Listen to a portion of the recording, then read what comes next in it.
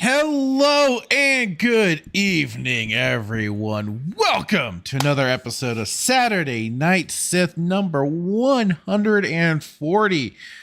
We made it. Wow. We'll really make it once we hit that 150 and then 200 and everything. That'll be some peak moments right there. But I'm your host, the Fractured Filter, and with me tonight is, as always, my friend, my compatriot, and all the madness and everything in the world, Jay Hitman.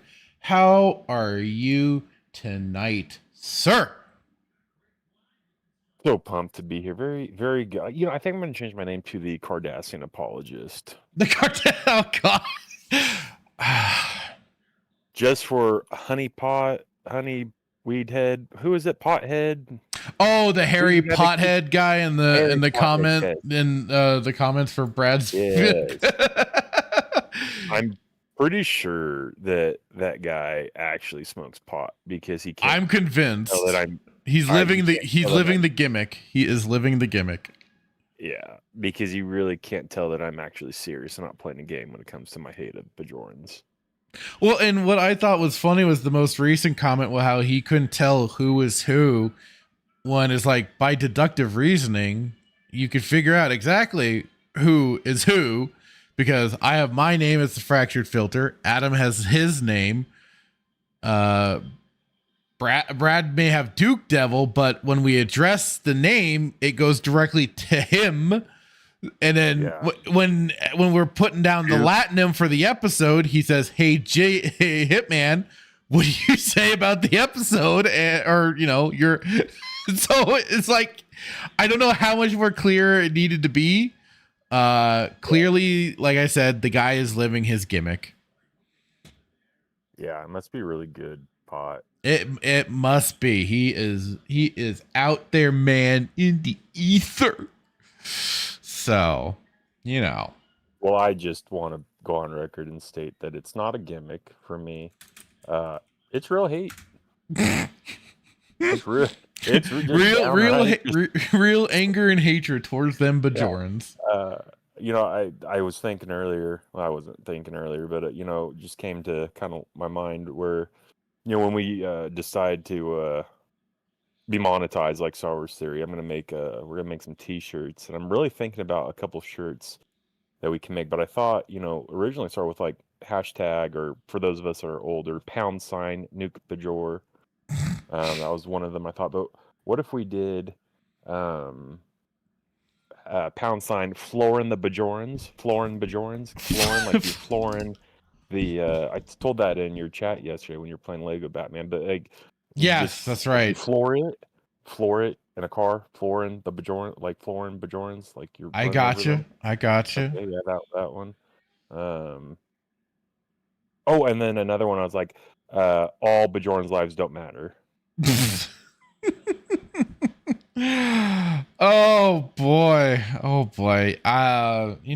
Those are some ideas. Definitely keep those in mind. Remind me. Because the idea of T-shirts has come to mind myself. I've thought of some different things too, but no, seriously, and like I'm being well, I don't know if we can get hit with. I don't think copyright has anything to do with it, but like you've had the one your shirt that you said over the years is consistent about being inconsistent. Oh They're yeah, consistent. yeah. Yeah. The thing that I've kind of thought about though is that I would like to at least maybe get away from that's the unfortunate thing though, is like I would want to potentially get away from the Star Wars characters, have some original designs maybe, just so we can make sure we're out of that any copyright sort of thing, and then make it truly our own. But at the same time, who knows? We something could be we'll have to figure that out at some point. That's the little things. Yeah. Our chat is already popping right now. Let's go to the chat really quick. See how they're all doing. We have Star Wars Marvel Pierce first in. What? How are you doing, sir? And I'm sorry I never got back to you about your guys's Star Wars celebration. If I had known we weren't going to do last week's Saturday Night Sith, I might have jumped in on that, but my weekend was just busy because usually we have this, and then Sunday is covered with Wormhole Watch when we do that and everything. So I'm sorry I never got back to you, dude. I apologize. But thanks for asking about it, including me and whatnot. But he says the Andor shills are worse than your common Disney shills. Unbelievable how much people fight to defend Disney Star Wars. Well, we do have, thanks to Hitman, he kind of pointed me in a direction.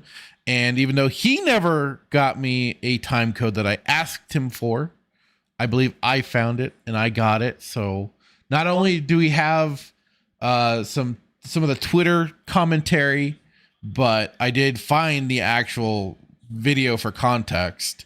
So we will have a little moment to discuss Ander and a missing sister. I didn't find her. Never found her. And howdy to you, Small Time Republic. How are you doing? Hope you're doing well. And hello, Melissa Lord. How are you today? Hope you're having a wonderful weekend. Saying, hey, Fresh Filter. Hello.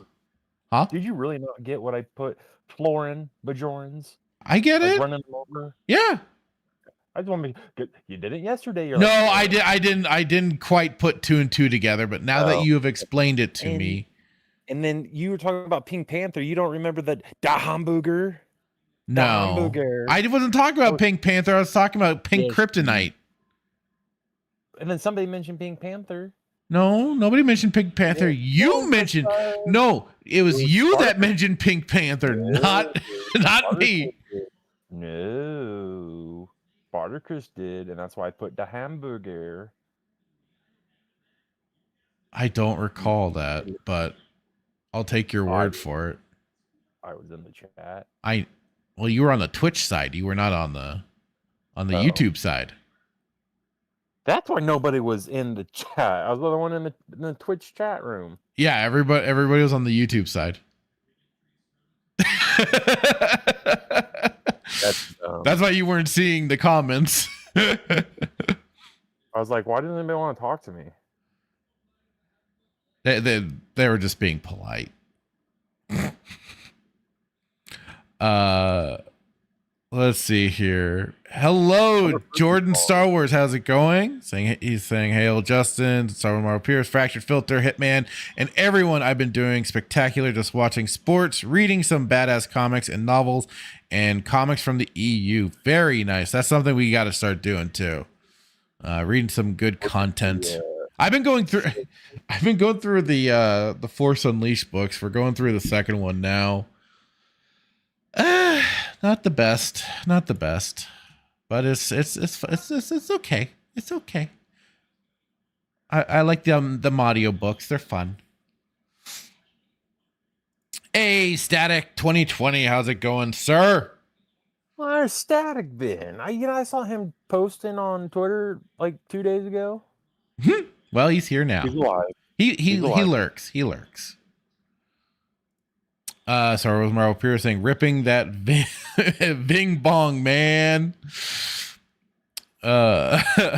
Indeed. Look at the show notes. Okay, give me just a moment. Let me finish off the chat here. The hamburger will be. And hello, Briscoe1234 is saying hail to big everybody. Noise. Star Wars Marvel Pure says next year's celebration going to be bigger and better, and Disney isn't doing one at all. Really? Nice. So think of a panel you would want to do next year. I will. I'll try and rattle the old noodle. Hitman included, says Marvel Pure. So you can join in too, Hitman. Yeah. Oh, thank you. Yes. Static says I've been busy. I know you've been busy, sir. You're a busy bee. We're just glad that you're still here. Indeed. Star Wars Marvel Pure is not a Sean Williams fan. Oh, right. Like I said, the books they're okay, but like to me it brings Unleashed. Yeah, like they bring up some problems. But otherwise, like I like this. The only reason I like the second book is for the audio book is because it's done by Jonathan Davis, and I always love when he does any of the readings because we're also gonna go through the millionth time now. We're gonna end up going through the Bane. Probably the Bane trilogy again. Definitely Path of Destruction, and he did. You can't read it too many times. That's true. You really can't. So, yeah, because that's what we do. That's what my brother and I do for our commute to work. Is that we listen to the audiobooks, and it's great. It's good. I don't know if it's always the best way to get your day started, but it works. Davis, right? Yeah. Davis. Yeah. Mark Thompson's really good too. He is. He did the first Force Unleashed book, and he was good. I for some reason I just like Jonathan Davis is reading a lot more. Yeah. Who did Thrawn? Was that Mark Thompson too? I don't recall at the moment. I think so. Yeah. It's a good question. Hang on. All right. So what were your show notes? Or hang on. The Hamburger. The Hamburger. Mm-hmm. Oh, that explains why I never got through. Why I didn't get through Fatal Alliance. Star Wars Marvel Pure says, yeah, Sean Williams wrote both Force Unleashed, Fatal Alliance, and probably the three worst New Jedi Order books. Oof. Yeah, I've tried going through the Fatal Alliance book. I can just never get into it. Jordan Star Wars also pointing out Fatal Alliance. Yeah, I those are just some like the bad. Huh? Are they bad? I've not read them. The Fatal Alliance one, or yeah, it's part of the whole thing is another book for the whole Star Wars: The Old Republic content. And I don't know, there's just something about it. I just have not been able to really get into it. Not like the Deceived book. Like that one is just fantastic. Malgus and everything. Oh yeah. So killing him the love of his life. I know. And then Saber ignites. Yep. Death comes. So yeah, there's just for some reason like just some of the, and of course, fuck that Revan book. I'll say that to my last breath. I haven't read it yet. You can't say that. I will say it no matter what. You have to give me a chance to read it. Okay, what have you... Wait, which one am I supposed to be looking at here? The Pink Panther one. The Pink Panther one. The Schwab tires? Oh no, it didn't go. Click on it and see if it... Oh God. Oh God. Here, hang on, folks.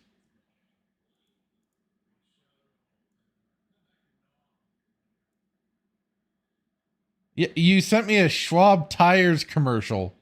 Well, stand by then. Filibuster while I try to figure this out. Oh God, Hitman, you are. Because I see your Star Trek one, but I was like Schwab tires. What are you sending me? You did it wrong. Okay, hold on. It's coming through right now. I did it wrong. You're the one that sent it to me. Someone who clicked on the wrong ad. Jordan Star Wars says, I don't care for his work. Deceived is the best Old Republic novel, 100%. Yep. Marvel Pierce also agrees. Deceived is awesome. Great ending. What an ending. Malgus finishing off his taking out his lover and then finishing off the Sith that had been a thorn in his side for so long. That was probably the best scene too, was just him trouncing that guy.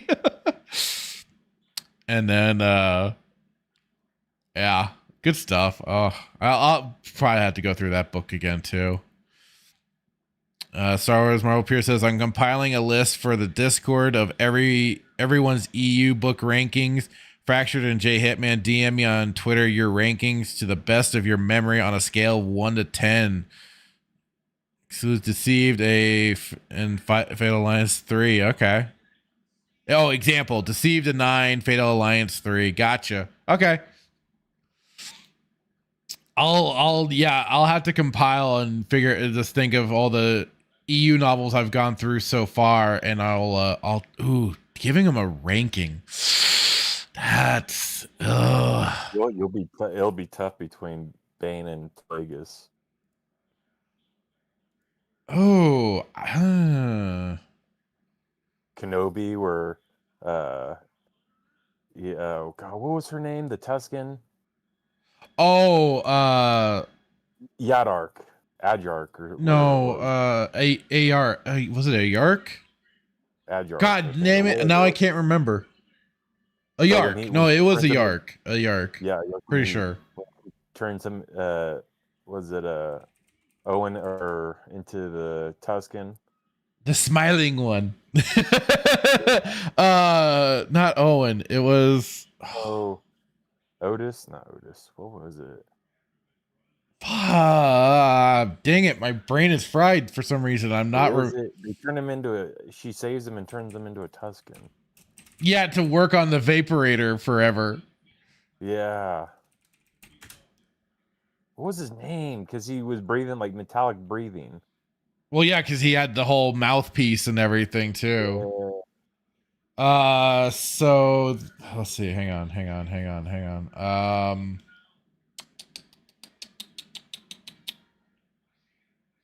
I'm pretty let's see. Where is it? I'm looking for the name. No.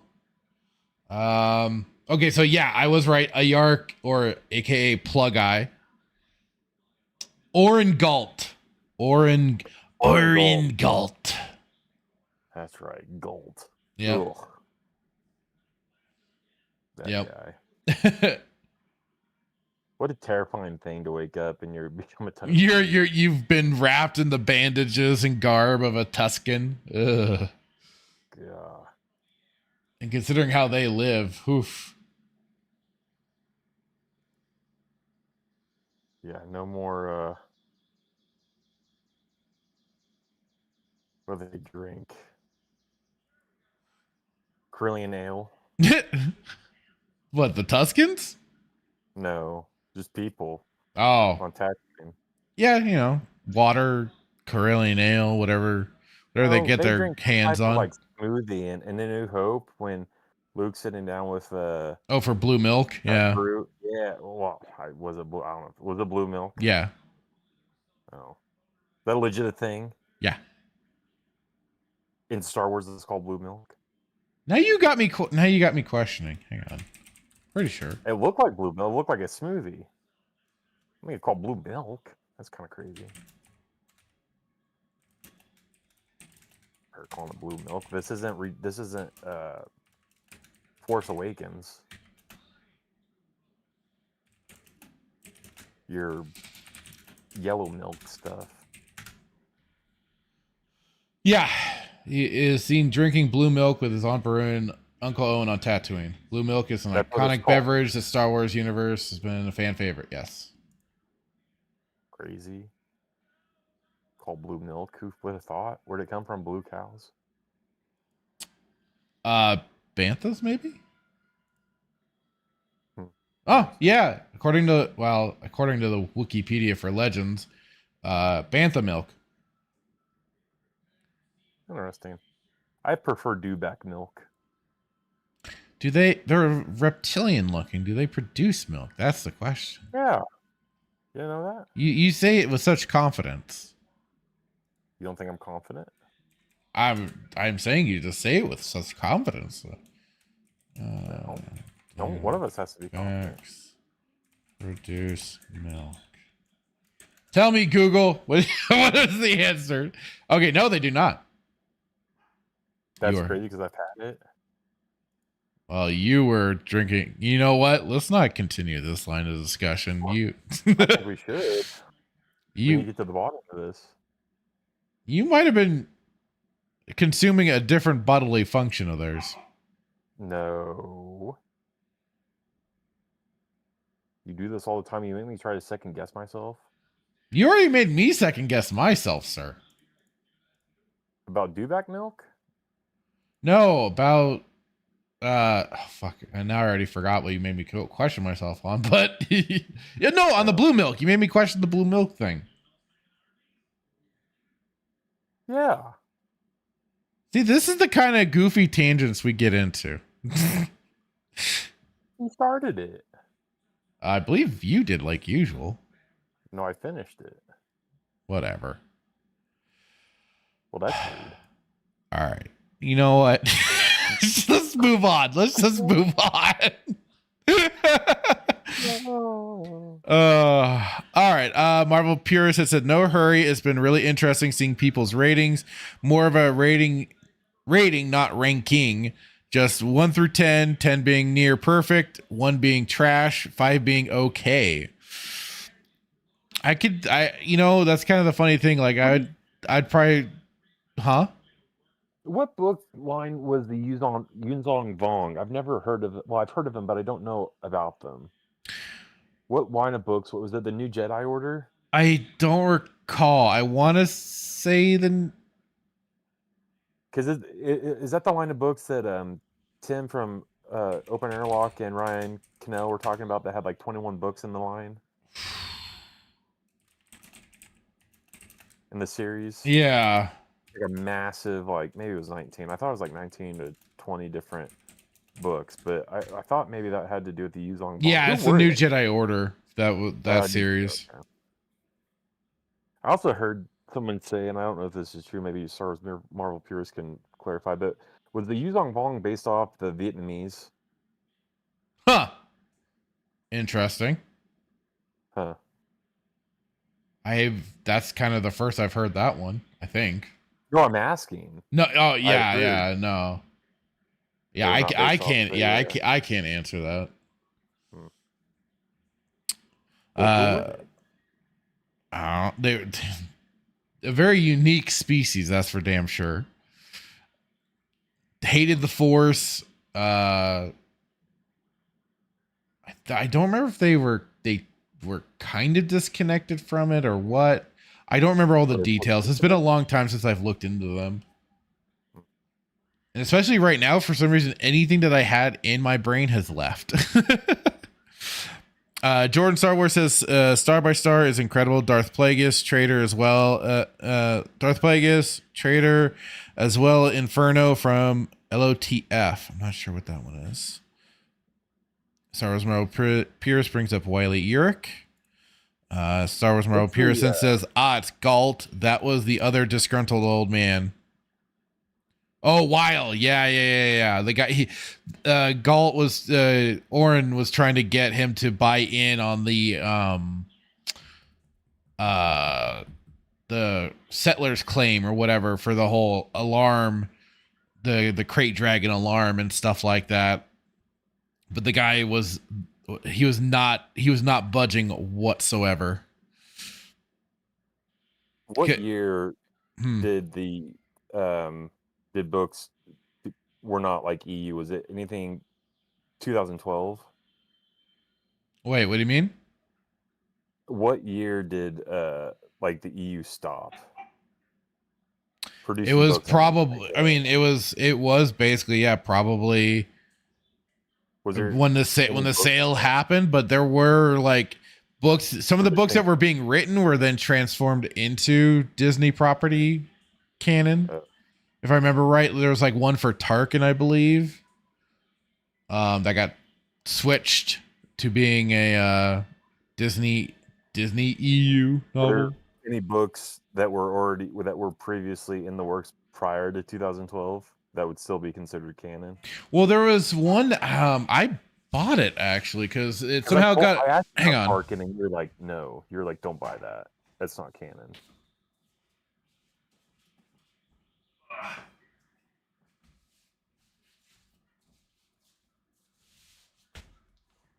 Yeah, so a little while ago, there was a random not I don't know if random is the right word, but an EU novel for the Heart of the Jedi that came out and it dropped on Amazon, and it was a limited press or a limited availability thing, and I secured my copy of it. I still need to read it, but that was probably like the last thing of the original EU that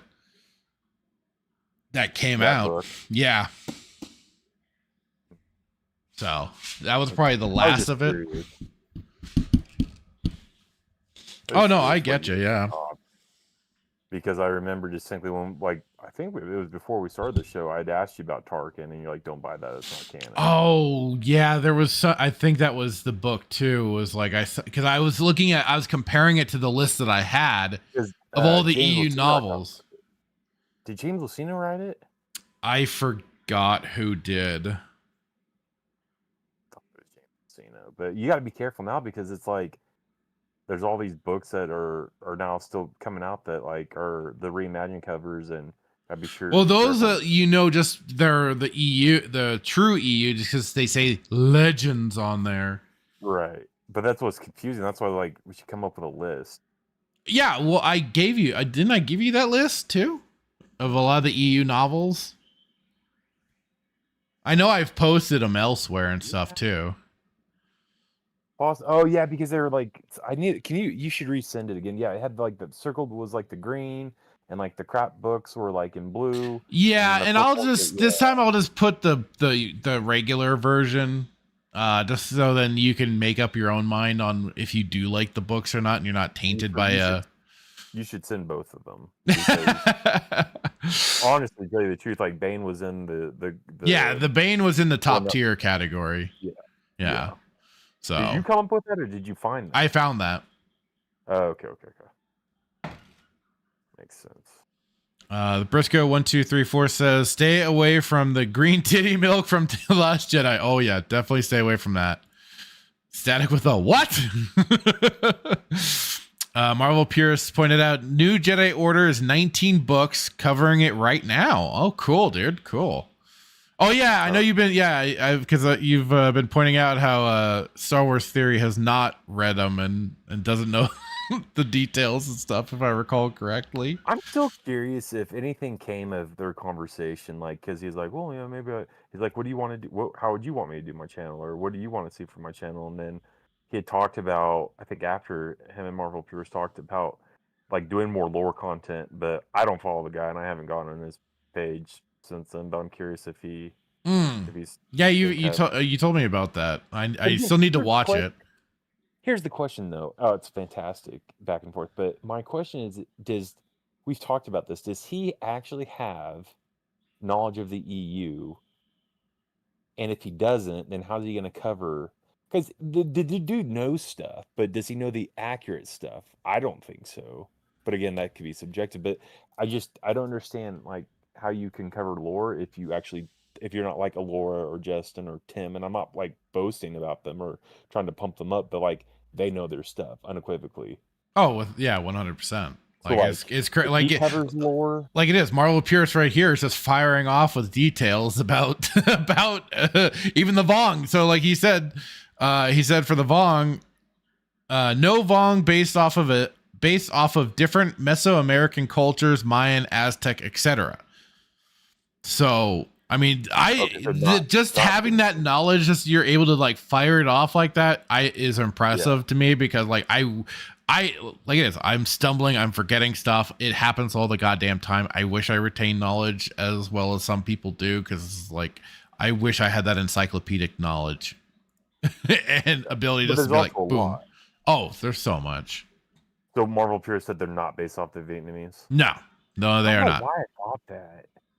I think you might be getting things mixed up with people talking Probably. about like Return of the Jedi and the Ewoks and the battle on Endor. Oh, yeah, And maybe that's what I'm doing. I think you're mixing it up with some of that, Yeah. some of those conversations that have taken place over the years. Yeah.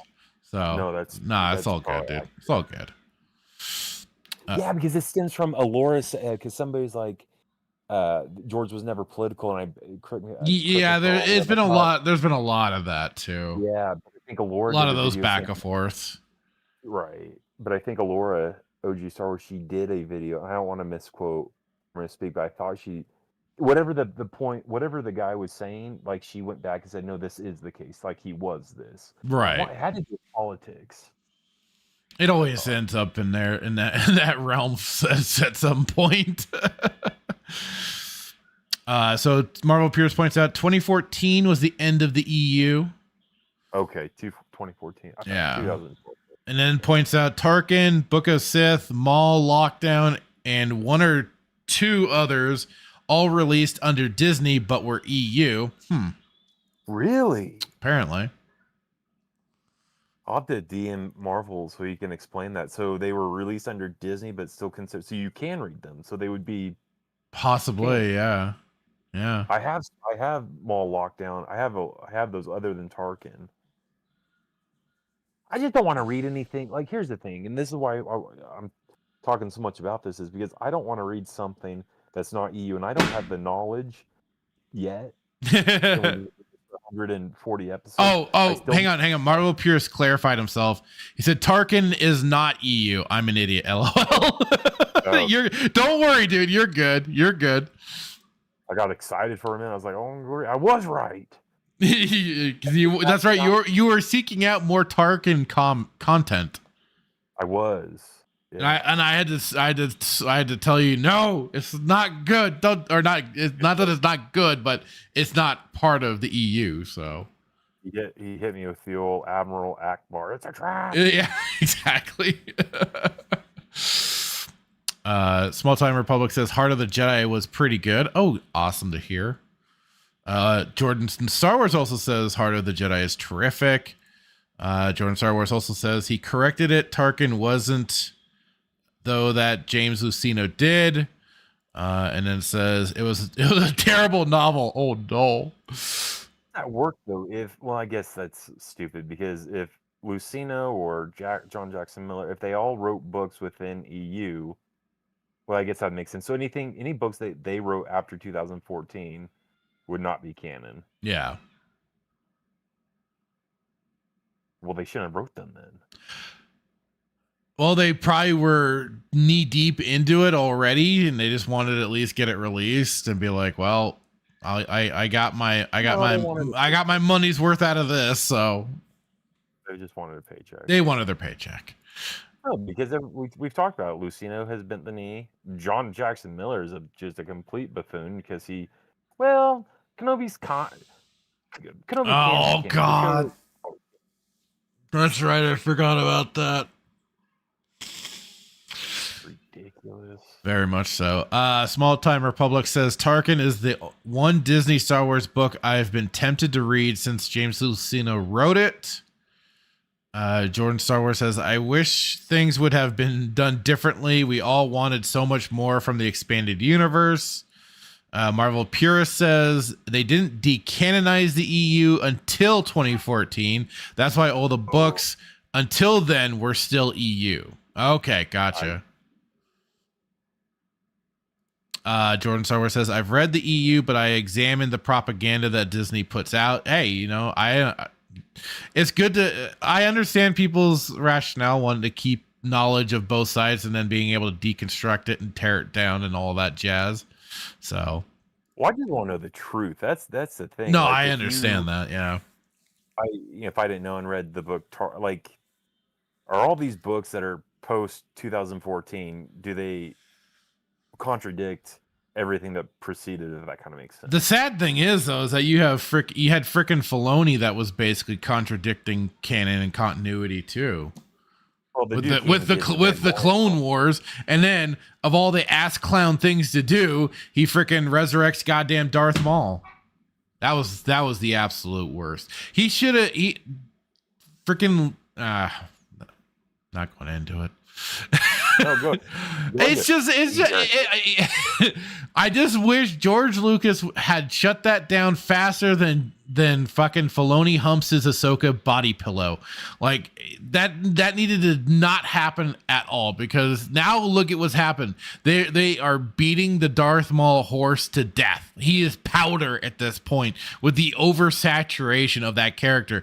George had the right idea to kill him off because it wasn't going to live up to anything else, and it's good to just kill off. Sometimes you need to do that with these villains. Like, just end them. They're dead. You're telling me that Maul couldn't have survived that fall? He was cut in half. He fell down that tube. There was no surviving that. There shouldn't have been any surviving that, but there was. Well, I disregard Filoni's bullshit, but that's me. So, Star Wars Marvel. He could have used the Force cocoon to lessen his fall, like Bane did.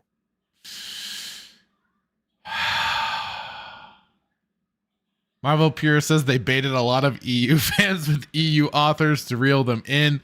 Then Disney switched to all their authors, which are just trash. And then says Lucino doesn't discredit the EU, unlike Zahn.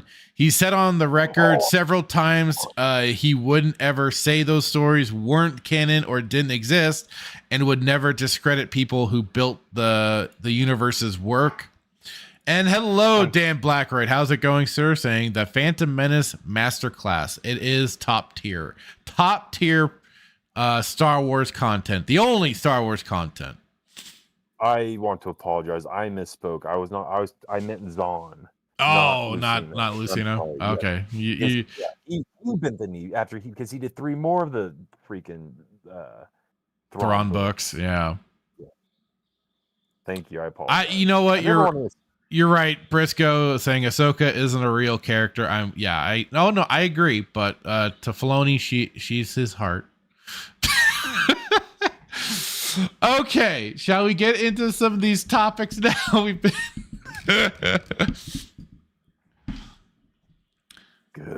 good. Yes. Okay, so the first one here, like I said, this was what you had brought to the table.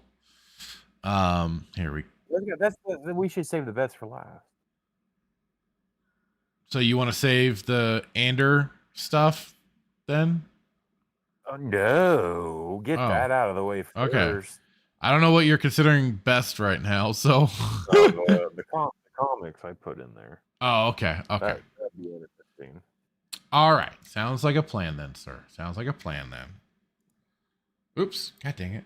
Okay. So, first and foremost,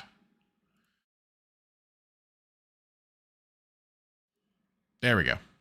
All right. So, you'd sent this of OG Star Wars saying, explaining his plot holes away, which then was from, let me zoom in a bit more there. There we go. But that was from then Star Wars Holocron that had this to say, Andor creator Tony Gilroy explains why Cassian never finds his sister in the show.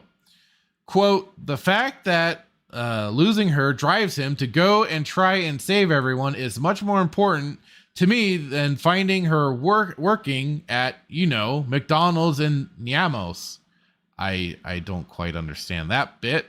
But that was certainly part of the beginning of this. So I decided to do the little bit of extra investigation just to try and find, and I believe I found the right segment in the video where he talked about this.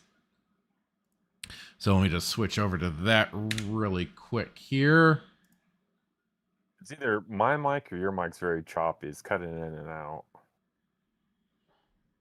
Hopefully that's just on Discord and not in here or on the stream.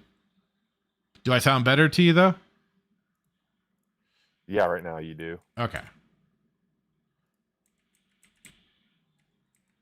All right. So this was this all came from this little Pele Live, an evening with Stephen Colbert and Tony Gilroy, Andor season 2.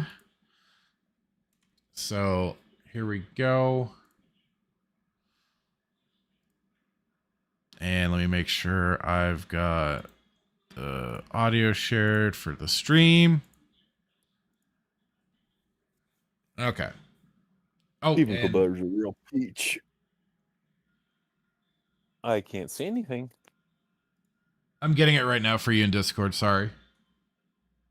I was like, I just see a black screen. There you go. Which is still better than Andor. I'd take a blank screen over Andor. Okay, so you ready, sir? Oh, yeah. All right. One character from the first season that I was hoping we'd find out a little bit more about is Andy Serkis as Kino Loy. So the reason why I have it start here with the Andy Serkis talk is because it leads into them also talking about the sister. In the prison. Any theories for you two? Whatever happened to him? Did he ever get out of that prison? I have an Arcana 5 swim team t-shirt that I wear. I'm so happy I made you laugh. There you go. Made me laugh a lot. Oh. What was that? Who's the guy in the middle? That's Tony Gilroy. Okay. Okay, that's my answer. Okay. Mm-hmm. You know, it's like I don't want to break anybody's heart. The sister's not coming back. I mean, and like Andy, the big well, that's certainly saved people a lot of time right there. She was never in the show. She was in the flashback scene, I believe, when they showed Andor as a little kid on the planet before he was kidnapped by the wily-haired psycho lady and her her lover or whatever he is. So yeah, and then traumatizing the boy for life. It wasn't. And I don't even recall which of the kids was supposed to be his sister too. Does a flashback really constitute like being in the show? Like you didn't develop the character at all. That's just it. They like they didn't develop the character for her whatsoever. And yeah, like you say, a flashback isn't a whole lot to go off of, especially when it was just from Andor's perspective, and he barely interacted with his sister that I recall. Until, like I said, yeah, then he was kidnapped by the two psycho people that on the crashed Republic ship. So pressure. Andy, should he come back? It gets. What's the line what's the limit where you get cheesy and you get with Andy where you're getting manipulative with the audience, and how are you ever going to improve on his last moment? Yes. If you can't better deal that moment, then get out of the way. And like the sister, it's like, as you said before, like the sister is so much more valuable as an absence in his life than she could ever be as a character. Mm-hmm. The fact that he's going to go back. But no, but you emphasized the importance of him though. That's the problem. Or of the sister. Like that was like the whole like initial driving force of like the first episode of Andor being obsessed with him, with finding his sister. All for you to like drop it, come back to it kind of later, all for the adoptive psycho mom to tell him to forget about her with no real explanations why. And like almost like she knew something but wasn't telling him. And people prop this show up. I don't get it. I think there's a little bit more to this, and then we'll go further. We'll discuss further. back and save everybody all the time is much more important to me than finding his sister working at, McDonald's and Diamos.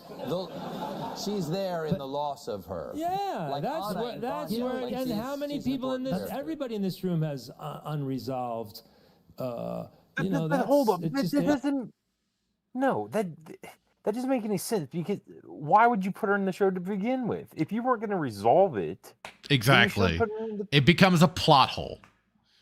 That's just an excuse for lazy writing. Agreed. Like, that's so stupid.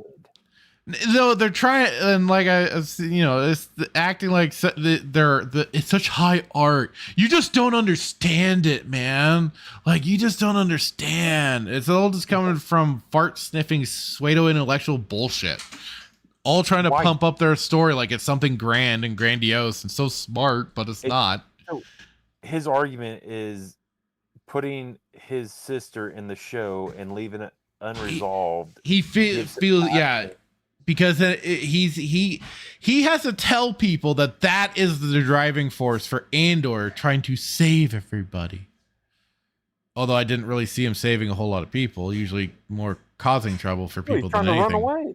Yeah, he was running away at all the fucking time. That's all he did. Until he got caught and then thrown into prison. What other stuff did this Tony Gilroy guy do? Besides Andor? This guy's an imbecile, man. Like, that's literally the dumbest thing I've ever heard. We're gonna introduce this character in a flashback, give no context to her character other than she's his sister, and then, oh, by the way, we're gonna leave it unresolved because it fuels Andor's character motivational drive motivation to or save whatever. people, which he's not saved a singular person. In fact, has ran away.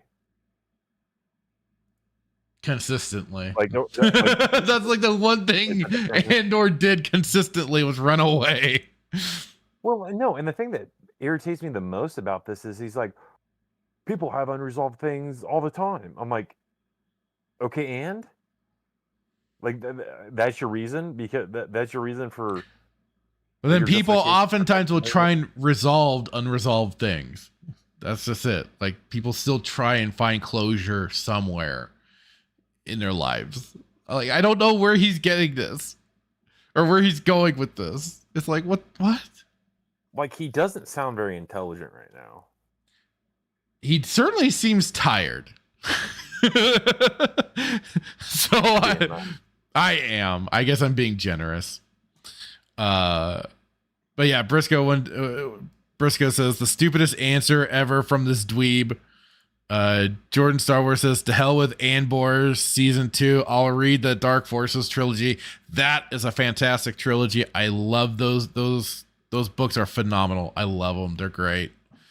So that's the right path. Or play the games. The games are fantastic as well. And Briscoe did say Stephen Colbert fake laughing like a fucking dolt. Yep. I think so let's just see what little more there is to this. And Not me, I'm perfectly Yeah, happy. I know. And that's why I went into know. comedy, because I'm so happy, Tony. I know. Oh my God. I know. I stand corrected. But that's one of the things that is different, right? I mean, Rogue One, that's the ending. Like, people are, when they're gone, they're gone. You Yeah. know, and you can. Hold on, no, that's not true. When people are gone, they're not gone, because Sabine, Qui-Gon, who else? Yoda. Well, I guess he wasn't technically gone, but still. yeah, he was Force Ghost. He had that get out of jail free card of Who else should have died that didn't die? Palpatine. Palpatine. Who else are we missing? Oh God, I'm trying to, because I know there's been other. I mean, Ahsoka should have died multiple times the way it seemed. Darth Maul should have died, but he didn't. Yeah, the most egregious one was, I would say, Sabine, because she literally got stabbed through the body, just like Qui-Gon. Just like Qui-Gon did. Oh, we forgot the Inquisitor. Oh, that's right, the Inquisitor. Reva, she got stabbed multiple times and still lived. She should have died multiple times, but didn't. Yeah. So like, you've proven you're gonna get so many. We're gonna get so many sales for our shirt. They're consistent about being inconsistent. That's at least the one thing they adhere to. They adhere to that 100%. You can't say that once people are gone, they're gone, because we just gave you like 6 examples of that being not the case. Yeah, Briscoe, pretty much everyone that got stabbed with a Disney saber is still alive. And Melissa Lord said, like Seinfeld, Andor is the pastry sitting on top of the trash in it. And it's a show about nothing. In its own paper tray, it's the best of the trash, but still trash. Exactly. Nothing is saving Andor from the trash. It's still in there. So, I wonder if he's going to say anything about the credits, because I don't believe they do. No, the main talking point was the sister. And that was the main thing that I wanted to at least get to and address, because it was such a glaring problem to me in season 1 that it never got addressed. And then as I learned with season 2, and like we just heard right now, I mean, you could declare that like a big spoiler for people when this would probably dropped, but that she has no presence whatsoever. I think I saw people theorizing that it, or maybe that was you that said it was the Imperial chick. Yeah, I said it. So I did say that. Watch it be her. Right. But no, they didn't even do that. They didn't even do that. They they went with the minimalist effort and just went, nope, she's not a thing. Did she end up falling in love with Cereal Boy? Oh, I don't know. I didn't watch it. Did you? Oh, wait, no, you wouldn't be asking that question otherwise if you did. I know Brad probably did. I don't think he did. I bet he didn't. He certainly didn't review it. So they had to have fallen in love. Well, I wanted to at least touch on this because this was something that you dropped in there. Yeah, I'm glad I didn't partake in watching this second season at all. I just heard the details from people that were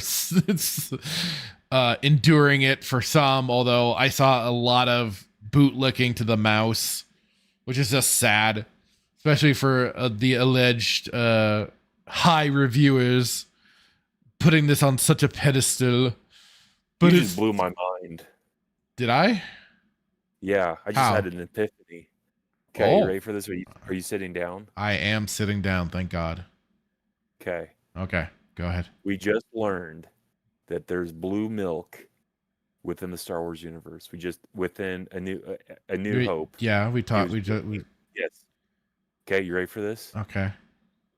That's why he was eating cereal. He was eating it with the blue milk. The oops all berries. It makes sense.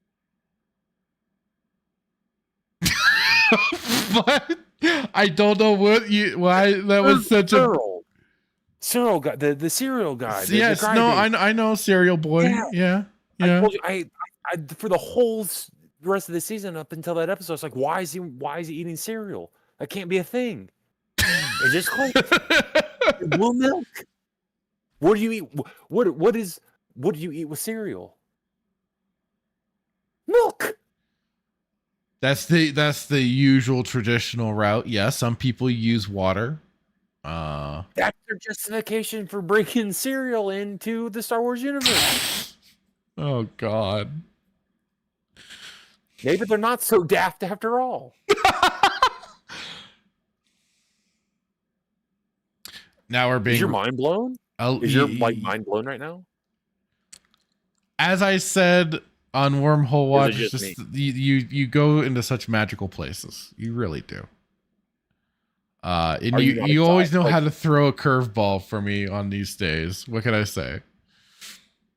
Are you like this is not an act. Like literally I just had an epiphany and you're over kicking my dog. I'm not trying to kick your dog. I'm sorry. But it's Does that just not make sense to you?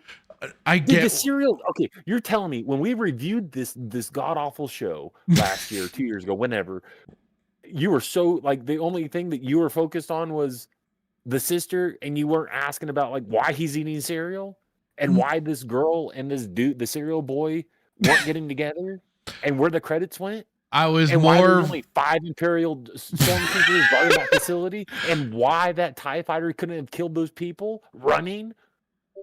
see all the other stuff aside from Serial Boy and him hooking up with the Imperial chick, those weren't on my list.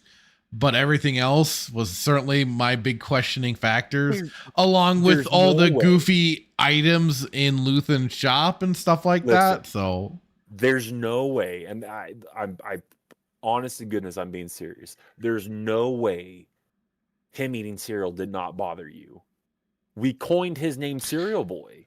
He was eating Oops All Berries. what Captain what was it? They had the blue noodles and stuff too, didn't they? Wasn't that one of the other things? Like I don't in the know. first It's episode, the guy was eating almost basically as like ridiculous as the- because it was almost as ridiculous basically a Chinese box too of blue noodles or something. There's no way that didn't bother you. You're telling me that the droids going into the bar, the Yeah, hookah it was bar, blue noodles. Okay, you're telling me that the droids going into the bar bothered you, but him eating cereal didn't? Of all the goofy, stupid stuff that they have done, that just did not quite hit my. That's almost as egregious as the 18 million credits. Or the 8 million credit, whatever it was. 18, what was it? Oh, it's up there. That's for sure. It's up there. But then, like you said, the low security guards for the payroll and stuff like that. Like, there's so much more to get. Can we get a poll in the chat, please? Oh Can we get a God. poll in the chat, please? Like top 3, like most egregious things, or do some type of chat poll if anybody else was bothered by the cereal. That maybe that's just how my mind works. That was bad, but that'll make sense. Are you doing it? Are you doing the poll? You creating it? Yeah, hang on. So most agree. So you want cereal will be number 1. Mm-hmm. Missing sister. Ooh, and what about Starkiller's armor? No, the holocron. That was pretty bad too. Sith holocron on Coruscant with Sith Palpatine beam. Jedi holocron. Or that should be it. Okay, so What's your cereal. Oh, the 80 million credits. Oh, is that it? I mean, what other ones were pretty bad? Well, you tell me. You wanted me to put this together. Well, this is a 50-50 partnership, not 70-20. I put the cereal. You got to put something else. You've got to put something in. I put the missing sister. Well, I do too, and you do too. Then. Yeah, let's go with the 80 million credits. Where'd it go? Or Mon Mothma selling her daughter into the marriage. Card? I forgot that one. Her daughter marrying Talon Card's son. All right, selling off her daughter. Here, okay, there we go. So we got cereal, we got missing sister, Jedi Sith holocron, and Mothma selling off her daughter. Yeah, I mean there's other bad stuff, but all right, the poll should be up. We'll leave that there for a little bit. But any other thoughts with this nonsense of no, I was just really focused on the cereal. Just the cereal. I finally got closure after 2 years. Dan Blackroyd is mocking us, saying, "You call yourself real Star Wars fans? You didn't even watch the show? We watched the first season, okay? We watched season 1. Well, I'm not gonna say it. Never mind. Melissa Lord says, "I watched." You know Saying, what I was gonna say. Melissa Lord says, "I watched season 1 somehow. LOL. I just couldn't take season 2. It's so boring and lore breaking. The main kicker is just how much it breaks lore and characters and everything. I mean, it's all under lore. So yeah, it's a hot mess." Dan Blackroyd says he loved every second of it. So Not as bad as Acolyte though.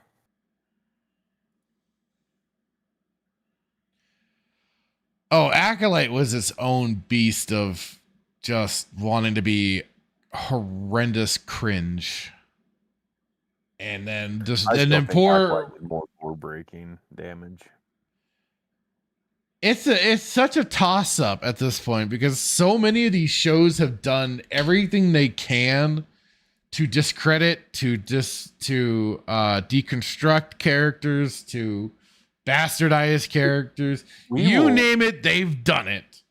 We'll continue to have this argument until we get to 150 to 200 or 250. But you, for the longest time, said Kenobi, and then Acolyte came out, and I told you Acolyte, and we went back and forth over this. Yeah, and I'm still kind of, it feels like such a toss up. Though I guess when you really dig down, like there's multiple. Yeah.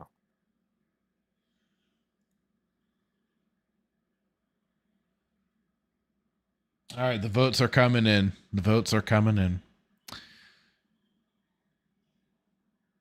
Briscoe says, "I haven't seen any of this show, and all of these poll options sound horrible." It's a horrible fucking show. It could be worse. Dan Blackbird says, "Forget the lore. It's not that important." How dare you? But they've trashed your beloved episode 1. You're gonna stand for that? But then he says we can make up new ones. Well, I mean, that's not wrong, but you know, we shouldn't have to. When there was already such a plethora of good stuff.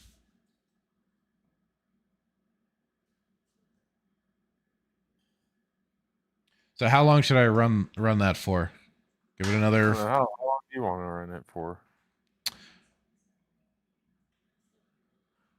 I have a feeling Serial's going to win. You may be surprised, sir. Don't rig the voting. I can't. I'm signed in on my account. I can't change votes or sway it. You have. I can't even vote. You have influence with the people. The people will make the decisions that they see fit. I'm not going to try and change their minds. It's a very rock thing of you to say. Briscoe says, "Remember when Mon Mothma was just some random broad in a 1-minute scene in Return of the Jedi?" And hello, Harry Lemon. How are you today? Saying, "Not even bothering with Andor when Dark Forces is good enough." 100%, dude. 100%. You don't need the Anders. All right, I'll let it run for another minute, and then I'll shut down the poll, and we will find out what has transpired.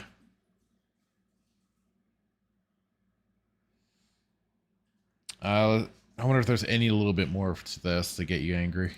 Probably go back and tell the backstory, but that's it. Like there's a beginning and an end here, and Rogue One had a beginning and an end, and our show has a beginning and an end, and I think that makes it very special. You know that. I agree. I also love that you kill off people, and so that makes almost every action has. We know that Cassian's not going to die before the end of the series. That's the only thing that I know. He's not going to die before the end of the series. Yeah. And yeah, I go. Okay, well, they're just going to go into more of that filibustering. All right. Ending the poll.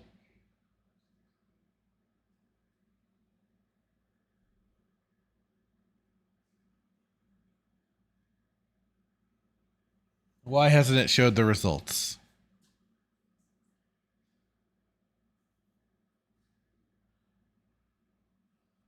It doesn't want the results in. Shoot. What the hell?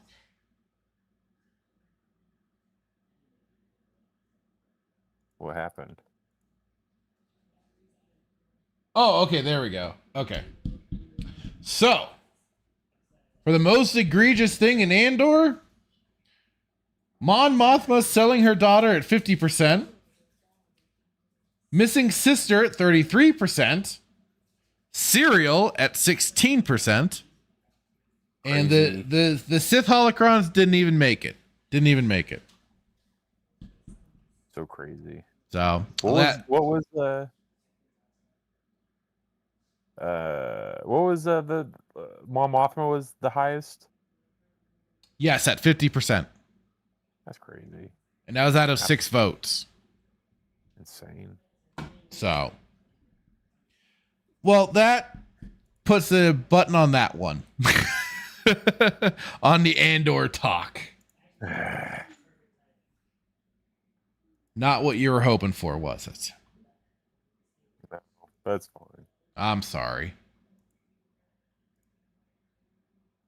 But that is that. Well, all I have to say is just lazy writing.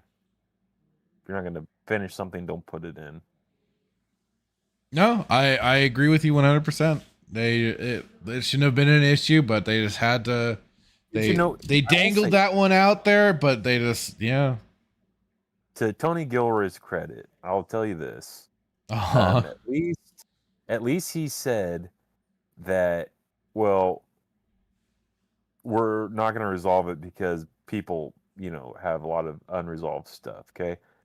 So he's giving a reason as to why he didn't resolve it. However, we didn't get that from Joby Harold when Obi-Wan didn't know that Anakin was Vader.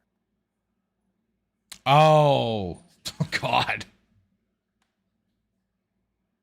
Wait, was that Joby Harold that did that one? Yes, Joby Harold did that episode. He did. Oh, that's right. If I remember it correctly, yeah. Like I said, I had completely forgot. I've tried to put that show out of my brain as much as possible. I was like, how do you not know that Obi-Wan knew who Anakin was? Like, that he didn't know Anakin was Vader. Yeah, he saw it on the freaking security holo security thing. Yeah. Yep, he saw it. He saw him, Sidious addressing him as Lord Vader, the whole thing. And one of my favorite parts is he saw him slaughter the children. Yeah, you couldn't ignore that part either. Like he knew how far Anakin had fallen. Mm-hmm. So, yep. So, yeah, what a shame. What a shame. I wonder if any of those children escaped like Reva did. They never explained that one either, did they? They never explained how she managed to survive as a child being stabbed through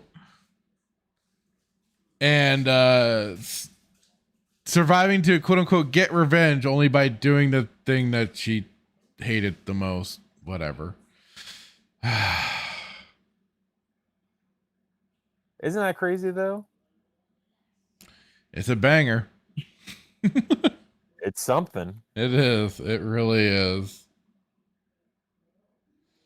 Ugh. Let's see here for the chat. Dan Black already said all the canon spiritual energy was transferred from Phantom Menace to Thunderbolts like a spirit bomb. I have weaponized my fandom and the saga into true MCU glory. But I don't know. I've been hearing some iffy things about Thunderbolts, good sir. I know you've been such a champion of it, but I'm hearing it's already leaving theaters. Box office, maybe not so great. Good, I think, but not great. I don't know. Well, I hope you did, Dan Blackwright. I hope you did win. Briscoe says, to be fair, Sith holocron seems like the least dumb thing on the poll. Okay, here's a bit of context, though.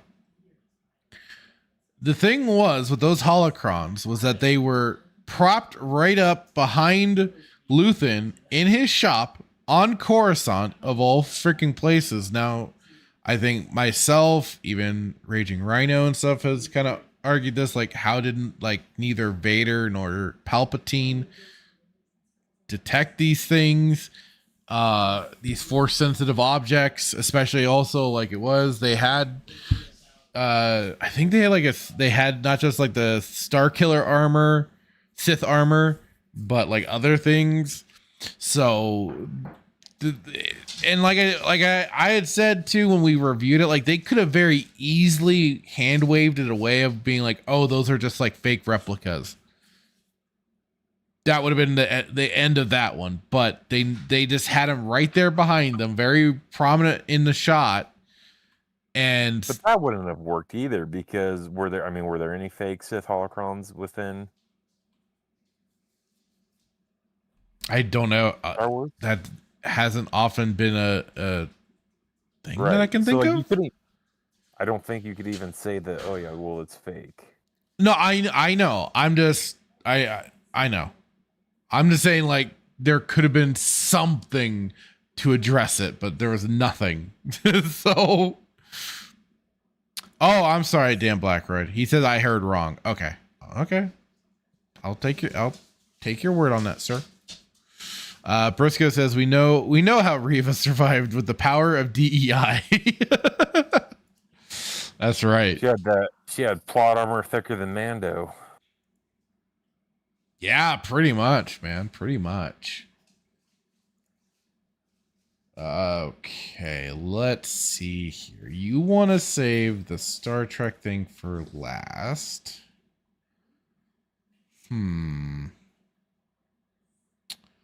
Let's see. Well, yeah, Harry Lemon, somehow Reva lived. So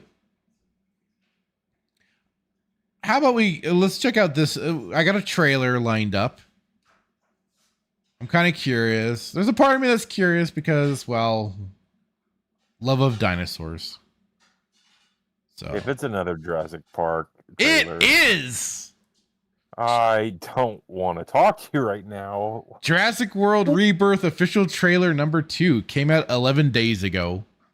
This franchise, really quick before you start it, is going to turn into freaking Fast and Furious. Oh, they're already on the way. They are already on the way. From what I have heard and partially seen, they are on the way to making Jurassic Fast and the Furious in space. Like, they are just on that path. Like, please stay with the original. Don't go after I absolutely agree with you, like 100%. If you're going to go anywhere near the Jurassic franchise, just stick with, in my opinion, just stick with the 2 books. The books are fantastic. The books are phenomenal. When the old guy dies, the guy that created it, the guy with the glasses, old man, like when he dies, like that's when Jurassic Park died. Well, you know, and if you're going to watch the movies, just stick to Jurassic Parks 1 through 3 at most. At most, just maybe go to between 1 and 2. Which one was Jeff Goldblum in? The second, he was in 1 and 2. For Jurassic Park, he's in 1 and 2. Alan Grant was in 1 and 3. And I forgot the actor's name. Sam Neill. He was in 1 and 3. And then they appeared in, I think, Goldblum appeared in Jurassic World Fallen Kingdom, I think. And then also Dominion, which was the third. I haven't seen the third of the Jurassic Worlds. I couldn't be bothered. But anyways, Jurassic Rebirth, shall we?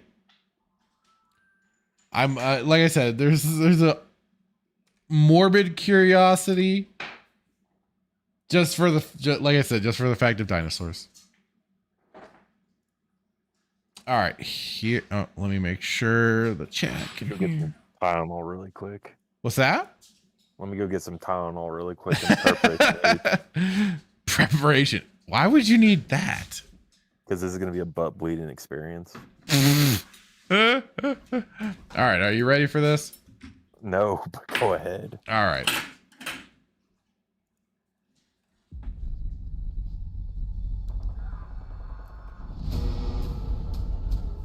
I already hate it. What is this, dinosaurs in space? I don't believe they're in space, sir. Not yet. They're wearing spacesuits. No, it's just I think it's just a medical facility or like a bio lab or whatever. These dinosaurs have COVID? Continue. No, they're playing God, of course. Ugh.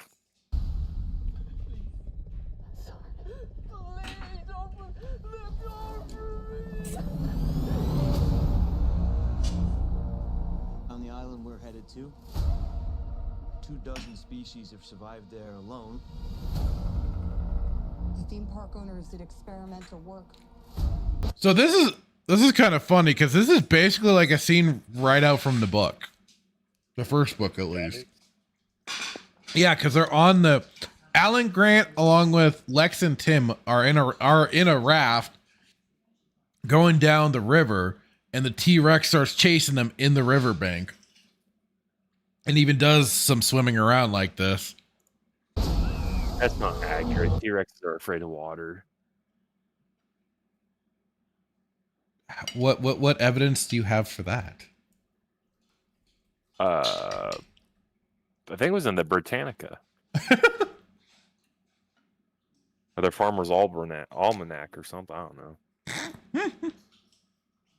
Oh, okay. Gotcha. Also, well, I'm not gonna go there. These people they just need to stand still, and the dinosaurs won't see them. That's the funny thing. Like, they actually address that in the second book, and it was actually just partly a poor thing on the genetics manipulation from the first ones and stuff, and it turns out to not be true. And I guess the guy eaten by a T-Rex in the second book is pretty brutal. That's crazy.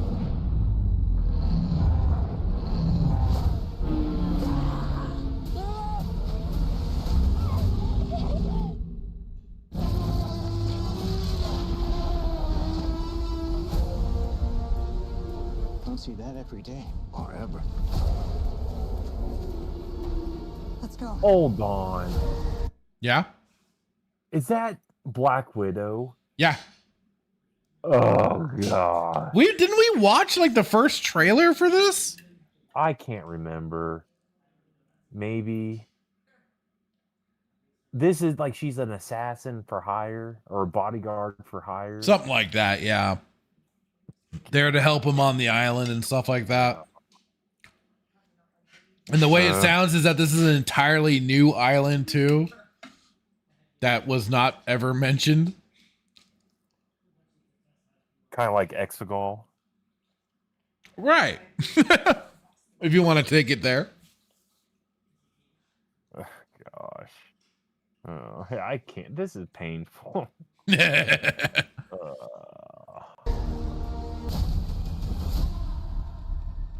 She's kicking dinosaurs. Like, here's the thing. Like, finish it and I've got thoughts. Okay. Ourselves in a place where we don't belong. Survival is a long shot. That's kind of our specialty. She's scared. What is she scared of? Come on, run!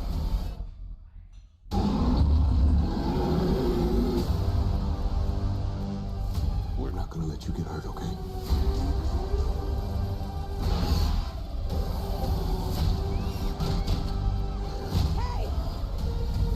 And apparently this thing is a crossbred with a raptor and a pterodon or something. Like they're apparently they are taking the gene splicing to a whole new level. Then was the source. We found it?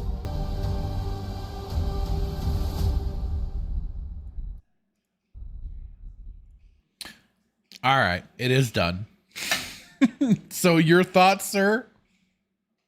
Do you want to go first? Because I'm gonna pull up you and go for 10 minutes. Oh, okay. I don't know. Like, there's a part of me that's kind of curious. Intrigued. A You're little. intrigued. Listen, it Oh, speaks to my bastard. it speaks to my inner child. I love dinosaurs. I always have. Go swallow that black pill right now. But like it is, there's some writing on the wall with this one where it's already looking a little cringy. Especially with Scarlett Johansson's character. And well, like I was saying, it's when it came to Jurassic World, when they did their like kind of soft reboot with that movie, that they jumped the shark with the whole cross species, with the whole Indominus Rex. Now it just seems like they have just taken it to the next level after doing it with the Indominus Rex, and then the Indoraptor.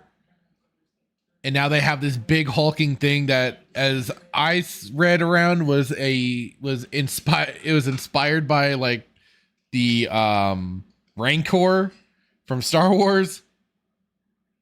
And they are just apparently going balls to the wall with the gene splicing now. Which take that for what you will, I suppose. I don't know. Won't lie, when I see the T-Rex looking beefy, and almost seeming imposing and threatening again, is cool. But I won't say I'm gonna go out on July 2nd and see it. But I guess I might sail the old seas and see if Jack Sparrow has a copy and check it out that way. But I'm still not going to give them my money. I unfortunately may give them my time, but not my money. So, yeah. Like I said, there's a part of me that's kind of like, okay, so what exactly are they going for the setting? But on the other hand, I'm just like, this is just going to be another wet fart that's like not worth the time. And just, if I want to watch a Jurassic Park movie or a Jurassic movie, just go back. I should just go back to the original 3 and just watch those and be happy. So I'm done. I don't know how to, where to start. So, you know, when it's like Fast and Furious was supposed to just be based on just racing, nothing more. It was fast Point cars. Break with cars instead of surfing. That transitioned into superheroes with cars and all. This gives me like less is more, right? Less is more. The first 3 Jurassic Parks, like, you didn't need an overwhelming presence of dinosaurs. Like, were there various dinosaurs? Sure, but there wasn't exuberant amount, and they didn't do any of this gene splicing, if you will. Like the T-Rex, like the dinosaurs in the original Jurassic Park were absolutely terrifying on their own. They didn't need to beef them up. I agree. They didn't need to take them to the gym. They didn't need to shoot them with steroids. They didn't need to create anything, right? I will forever remember 2 most iconic scenes that are embedded in my mind. One, the big poo scene where I think Goldblum falls in, or the fat guy falls in, or whatnot. The massive dinosaur dump. When Goldblum walks up and goes, "Well, that's a big pile of shit." Yeah. That one. Yeah. And then the electric fence one. Oh, when Tim gets electrocuted. Yeah. But they were terrifying, man. And the Velociraptors, like little piranhas, man, like they were terrifying. And then through the years, there just seems to be this progressive, like, just let's just alter them, or make them look ridiculous. Like I don't know, man. They literally hired. It's this whole gene escalation. splicing- It's escalation. They this always whole- have to take it a next step farther and farther and farther. This whole gene splicing thing is like they went to go get Smoking Ed Curry from Pucker Butt and are just making up dinosaurs. Well, you have to, because people aren't. I mean, they kind of explained it in Jurassic World. It's like people are going to lose interest or fright, whatever, from the dinosaurs they keep seeing over and over again. So they needed to create something new. When was the last person that saw a T-Rex that survived? Don't worry, I'll wait. I guess you don't need to. You're telling me that people are going to get tired of seeing a T-Rex and being afraid of a T-Rex?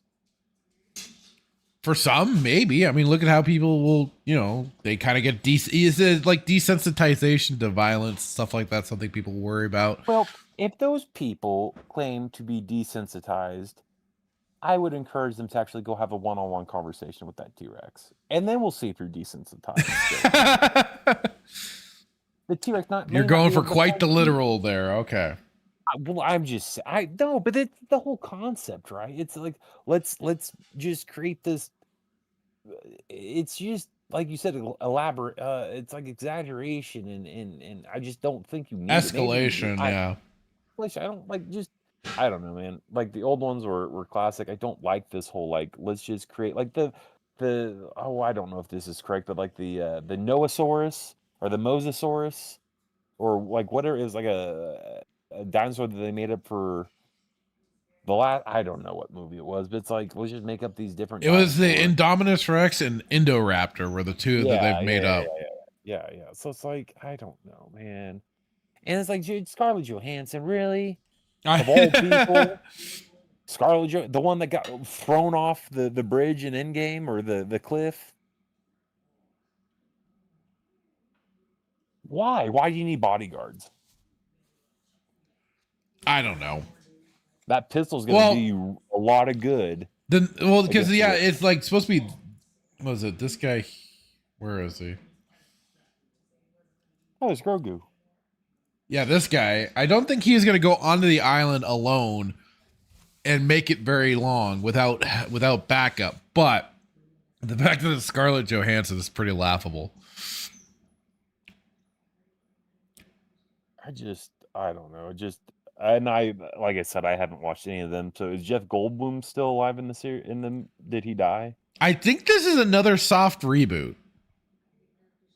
What do you mean by soft reboot? Well, like where they're kind of bringing things back because it's again back to, an island and everything. They just have now some different lore to it, but I think I'm just critical, man, and they're trying to start with a fresh cast and everything like that. So I just know, man. Like very rarely do I like sequels, man. It's just let the old tired franchises die. Let them die. I think you and I have discussed that many times. Yeah, it always comes back to it. It's like it's at this point. It's laughable at this point in time. Well, how are you supposed to set up the next generation if you don't bring them in? Just do it. I mean, how did any of us get into any of the movies we know about? It's like, because we watched the old movies, we watched the old stuff, we got introduced to them. We didn't need new stuff. We got introduced to the old stuff. I'm just an old staunch cogger, dude. If it's not as good as the original, or if it's not even on par with the original, like I won't watch it. Yeah. So I don't know. Scarlett Johansson, that's crazy. Should have put Arnold Schwarzenegger in it. Get to the chopper if you want to leave. I do want to leave. No, not leave. Leave.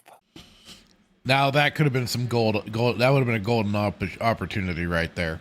Yes. You could have the predators in the background hunting the dinosaurs. You know what? At this point, you might as well. So you've got so you got the predators trying to hunt the dinosaurs, and then you have the oh god, what was Bosk? Trandoshan. Then you have the Trandosians also trying to hunt the dinosaurs, and then the predators and the Trandoshan's start fighting each other. You're just crossing over so many different things now, aren't you? Yeah, but that would have been a good movie. Because they're both hunters. Predators are hunters, and the Trandoshan's are hunters. True. That could make for some interesting times. Throw the Wookiees in there, and you got a brawl. Yeah, and you got the Ewoks eating rice cakes from Princess Leia. And then there's that too. So, needless to say, you are not too enthused about this. No, I'd rather go watch paint on my house dry than watch this. I didn't know where this dinosaur was walking. I didn't know it was a river. I thought it was like a larger body of water. But I was like, oh, that makes sense. Walking in a large body of water. Oh, look we even see some of the more experimentations and stuff that's going on. Yeah, but they didn't even follow the Phantom Menace's #1 rule. There's always a bigger fish. Well, no, that's the big genetic mutant thing that they've got. The T-Rex? No, not the T-Rex. Their new creation. Whatever I don't know what they're calling it, but whatever that's just Japanese for monster. Yeah. So the monster, the big thing that you see behind this guy, that's the new big bad, basically. But you can't really see it. Well, you can't really see it. He's a kaiju. You know, I tell you what, I would really enjoy. I would go watch this movie if they brought Godzilla into it. So it's kind of still rough to try and see. Looks like Doom, something from Doom.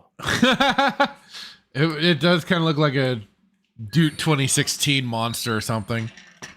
That doesn't even look like a dinosaur. That looks absolutely stupid. No, because there's another like weird genetic abomination thing. Yeah, stupid. I don't necessarily disagree with that part. Bring Godzilla in. I mean, if you wanted to start getting silly, let's just start doing that. No, it would have been great. I could watch it. Might as well. I would just take everybody out. No, I'm not just hating on. No, I'm just not hating for the sake of hating. There's nothing about it intrigues me. Nothing about it intrigues me. I don't understand the whole gene splicing thing. This thing doesn't look like a dinosaur. If you're going to gene splice, you should probably make sure that whatever you're trying to create looks somewhat like a dinosaur. I don't disagree. That looks like a freaking. That literally looks like almost like a reminiscent of a predator without the mask. Right. Is he fire breathing? Does he? No, it's from the person's fire in front of them. And it's just roaring in front of it. That's all.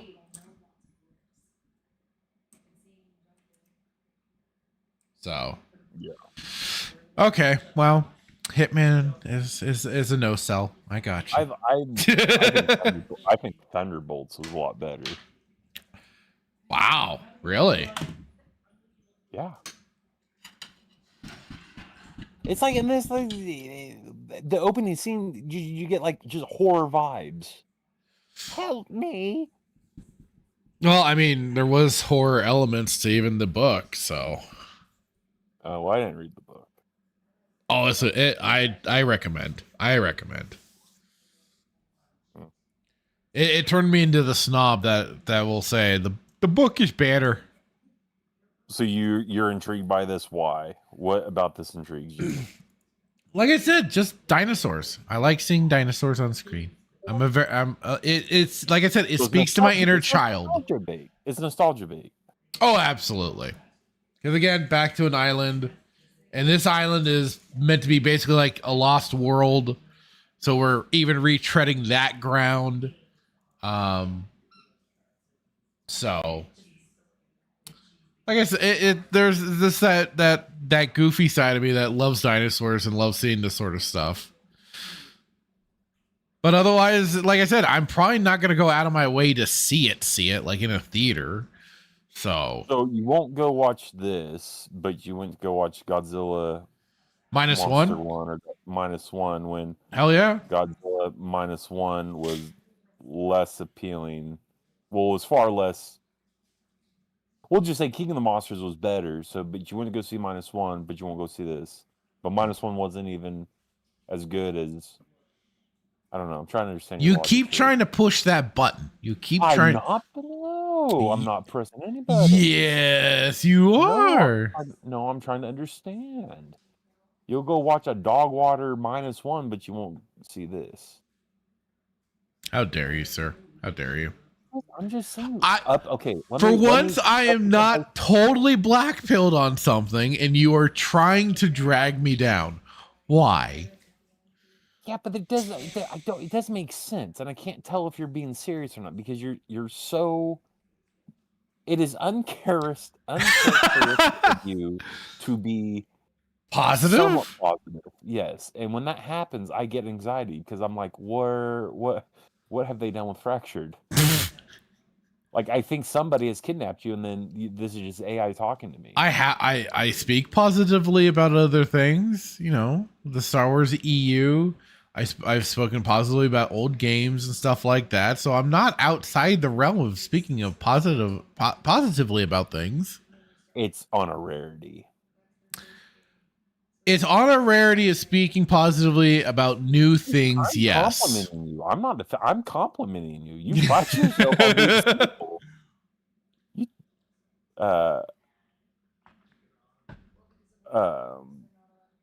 What was I going to say? You prided yourself on that. You've called yourself off just when we're in person with each other that you're the cynical. Yeah, I can be. I know. I am generally a very cynical individual. Just like it is. Just sometimes there's those things that tickle my fancy just a little bit, but only to a certain point. Yeah, it's nothing to worry about, folks. For all I know, I could end up watching this movie and then tearing it apart. So, but it's not out yet, not until July 2nd. So we got some time. But like I said, I've always loved like the sound effects from Jurassic Park, especially like the T-Rex roars and stuff like that. Like, I'm weird. Like, I'll go to sleep with a YouTube video that has like heavy rain sound effects, and then mixed in is the dinosaur sounds from Jurassic Park, like a T-Rex roar in the background, velociraptors, the brachiosauruses, and stuff like that. Because I think they really, they did hit it right with the sound design from those movies. So, and it's cool. I've always been a fan of the big T-Rex. That'll never stop for me. So it's always cool for me to see the T-Rex stomping around, chasing humans, trying to eat them. And I guess that's where my positivity will end. Because there's a T-Rex. Positive. Winning. Yeah. Hashtag winning. Let's not go that far now. We're not winning anything yet. I'm just saying I can only say it so many times. Like, it speaks to my inner child. So and I'll tell you how this movie is going to end. The T-Rex, the old reliable, old yeller, if you will it's going to be a jobber. Oh, I could foresee that the T-Rex is going to be a jobber for the new big mutant gene spliced dinosaur, or the T-Rex's arch rival, long neck dinosaur. I don't know what you call it. The long neck dinosaur with the long tail, Littlefoot in Land Before Time. Oh, that was Brachiosaurus or Brontosaurus. Yeah, whatever. T-Rex. Okay, this is how the movie's gonna end. I'm gonna lay out the plot. T-Rex is gonna find the abomination. T-Rex gonna be the kind of anti-hero, try to fight him. T-Rex gonna get his butt whipped from the abomination. Then the Bronchiosaurus, I don't know what, Littlefoot's gonna come to the T-Rex's aid, and they're both gonna tag team him and kill the abomination. Then they'll be kind of friends and kind of not friends, kind of like King Kong and Godzilla. And how they win is T-Rex basically they both attack at the same time with the big jaws and then his tail. They deadly boys them. You remember the deadly boys from WWF? Yeah. Get the table, Devon. Get the table. they're gonna do they're gonna D3 the kaiju. That would be worth seeing. And Would you go to the theater if that was the case?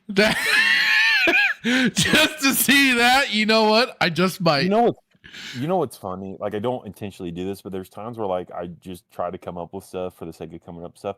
I could see that happening because the guy did it in the Godzilla versus Kong. Well, so I could kind of foresee it because of Jurassic World, where the Velociraptor and the T-Rex teamed up against the Indominus Rex.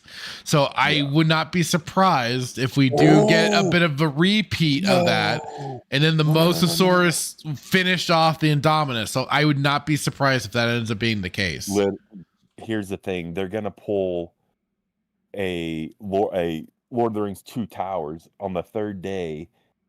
Like the T-Rex is going to battle the kaiju and the Brontosaurus is going to be in there too. But then off to the side up the mountain, you're going to have all the little velociraptors coming down, kind of like the most of the Rohirrim. And then did you see that scene at the end of the 2 Towers where on the third day Gandalf comes back and he's got Rohan with him and they come down and they kill. That's literally they're going to battle. And then the velociraptors, little cousins of the T-Rex, are like, I haven't forgot you. I'm here to help, and they're going to come down, and then they're all going to massively just fight this kaiju and kill it. That would actually be better. Well, I don't know. The D3 through the table, though. I mean, yeah. Especially if you suddenly got like a T-Rex shouting, "Get the tables!" Yeah. Tables. Oh god, that would have been something out of the Showa era for Godzilla. That would definitely have been. Wouldn't have been surprised if that would have ever been a thing. I just want to see Godzilla, or I just want to see Godzilla Stone Cold stun somebody. I mean, oh god. If you want to see this SOB get stunned, give me a hell yeah. Oh god. All right, so we should just be directors, man, or producers. We could come up with some just great content, man. Maybe one day. All right, so that's your final thoughts for Jurassic World Rebirth. No, I genuinely think, at all seriousness, they may not get the tables, but I do think that the T-Rex will fight the kaiju looking thing, and then I think that somebody's gonna come to the aid, come to the rescue. They're gonna humanize the dinosaurs, if you will, more than they've tried to already with the Velociraptor that basically became friends with Chris Pratt. Yeah. Ugh, God. You have to, because that's what the minority or the majority want. Oh, we want, they're so cute. They have feelings. They can be friends. Yeesh. Yeah. See? I would not doubt it for 1 second about the team up thing for like the end segment of the movie. I'm seeing weird like I said, the weird things about this movie, especially like I said, some things are kind of reminding me of a bit of the books, especially like the river raft with the T-Rex chasing them down. But like I said, I'm not going to go out of my way to go and see this movie. So, but I just wanted to at least check out the trailer. I thought it would be a topic or a good conversation. It was. No, it started slow and then it really ramped up. It did. All right. Let's get to the chat. We've kind of ignored you for the moment, but we just wanted to get through that trailer and form our thoughts and all that jazz. So let me go back. Dan Blackroyd with a Jurfastic. Dan Blackroyd points out how Ian dies in the first book, but then he got better in the second book. Or no, he said his death, the events were greatly exaggerated.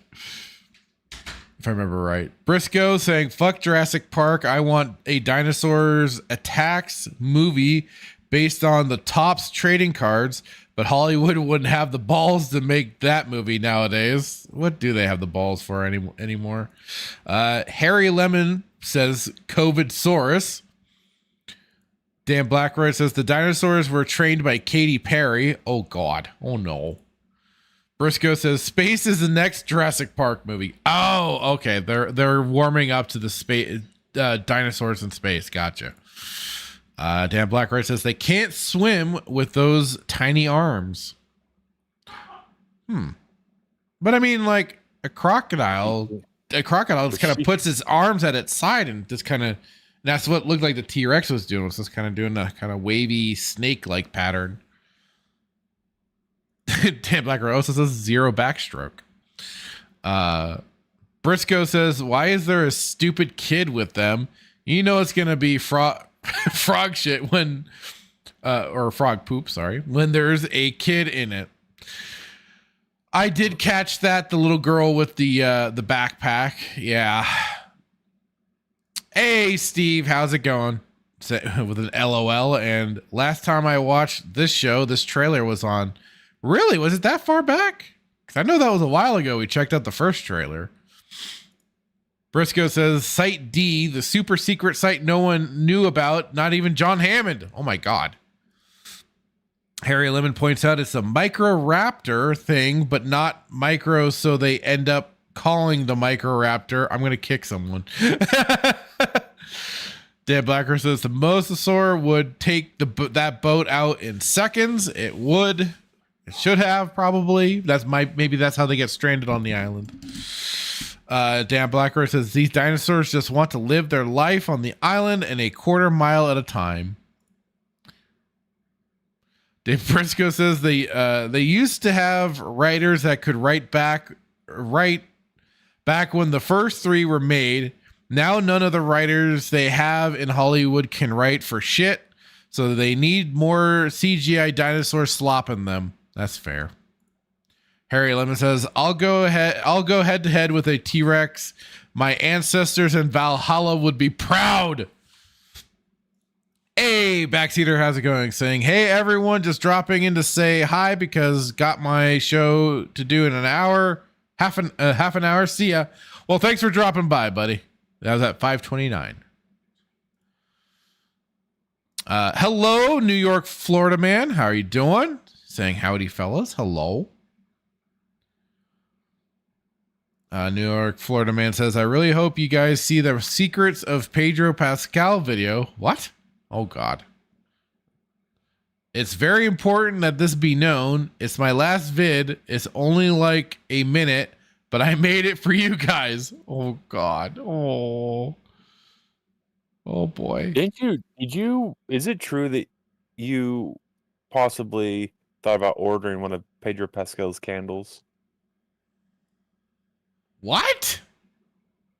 Listen, I didn't say it. I didn't start it. I'm just asking the question. Wait, he has a candle line? Oh, yeah. You didn't know this? No, I didn't. Oh, okay. That answers my question.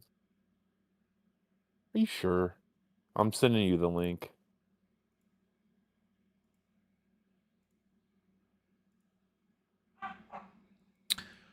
You are an odd man. Should I? Oh. Yeah, this one. Called the Cool Girls Candle. Oh, I think I remember that now. Yeah. Oh. This smells like a date with Pedro Pascal. It smells like Pedro Pascal. All I want for Christmas is Pedro Pascal.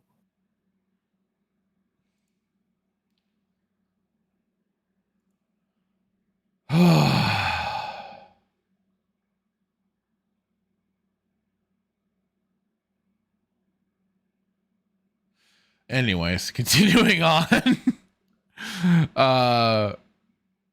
Scarlett Johansson isn't that fresh, says Briscoe. No, I think what I was saying, like brand new cast, it was just in general, getting away from what was set before and now kind of starting with a different cast entirely, sort of thing. But no, she's not that fresh. New York, Florida man says, you need to know the truth about Pedro's father stealing embryos and how Pedro lies about it. Is that in the video? Should we watch it on stream here? Dan Blackroyd says they never listened to Qui-Gon. That was about, like you said, you pointed out that there's always a bigger fish. Marvel Pure says Qui-Gon was the one. New York Florida says, okay, Briscoe, yeah, I put it together in a side by side with Huskan's interview to show his BS. New York Florida says, that's a dinosaur. Dan Blackwood says, shout it out, Hitman. I don't know what you were supposed to shout out. And then says, Bob is way cooler than this hybrid dinosaur. Oh, the Thunderbolts being the better option. Century. That's right. And it's funny, Bob in Thunderbolts is the character's name in Top Gun Maverick. Bob? His call sign's Bob. Yep. The actor that played Bob in Top Gun also played Sentry in Thunderbolts, and they both have the same name. What a coincidence! Yeah, isn't that crazy? Quite. New York Florida just says Scarlett Johansson. That's why. Dan Blackroyd says Godzilla minus fun. Well, that's just like your opinion, man. New York Florida man says too many big movies in July. They're gonna all hurt each other's sales in the long run, and the rest of us will sit back and laugh. Dan Blackroyd says we have lost Fracture to the Hollywood dinosaur siren. He will be mourned. God, I showed just excuse me. The hint of was like, oh hey, dinosaurs, and suddenly I'm lost to the Hollywood machine. Listen, yeah. The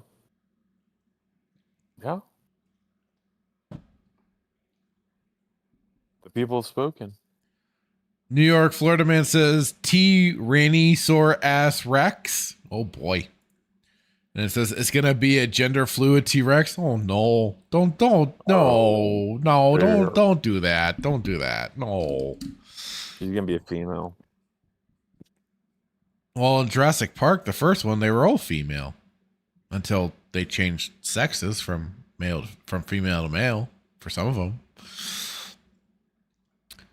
But that's that whole frog DNA nonsense. New York Florida says that's what the T is for in LGBT. Oh, the T-Rex? No. Don't sully a pure thing. Briscoe says the TV show Dinosaurs was hilarious. Not the mama. That was a great show. I need to rewatch that one of these days. It's been a long time. And that was, I think, another Jim Henson thing too, because the suits were phenomenal looking. Mm-hmm. It was not the mama, not the mama, not the mama. Yep. And as I remember, it ends very darkly too. Because it basically ends with the extinction event of the dinosaurs. New York Florida says that show was my jam. It was great. Briscoe also says that he says I still rewatch it from time to time. Like I said, I need to go back and rewatch it. It's been a long one. And then Briscoe says, what do you think will come first in the Jurassic Park franchise? Dinosaurs in space or talking dinosaurs? Hitman, what do you think? Talking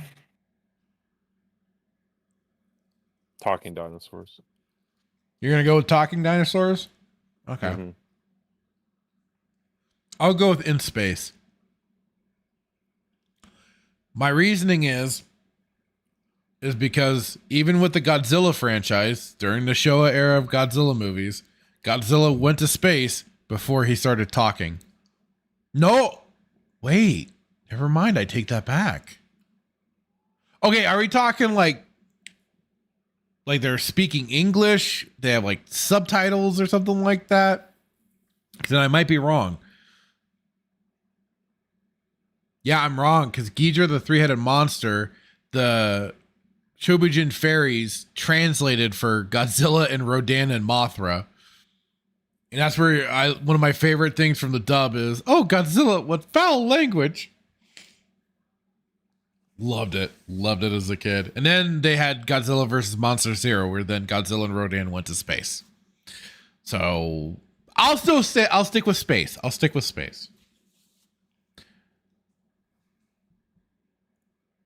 The Briscoe, the talking Allen Raptor in Jurassic Park 3 doesn't count. That was a dream sequence. I agree. That does not count.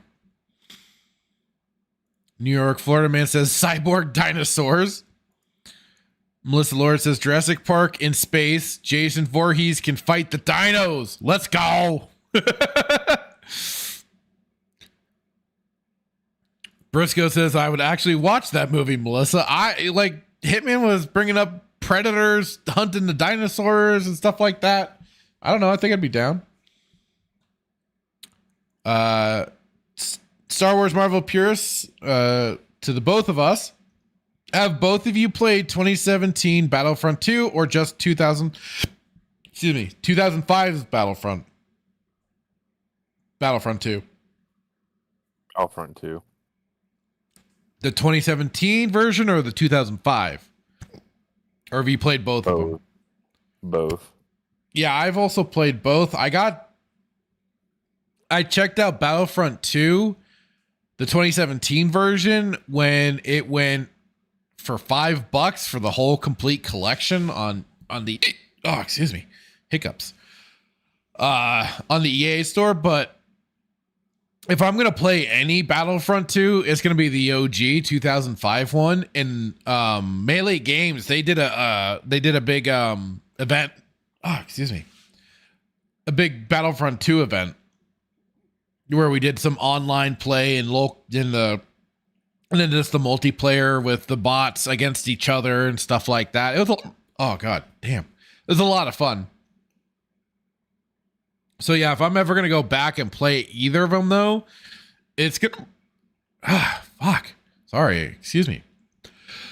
It's gonna be the 2005 version, but I have tried I've played both of them. Dan Blackbird says if you think of the.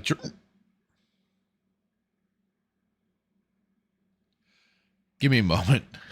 Go get some salt.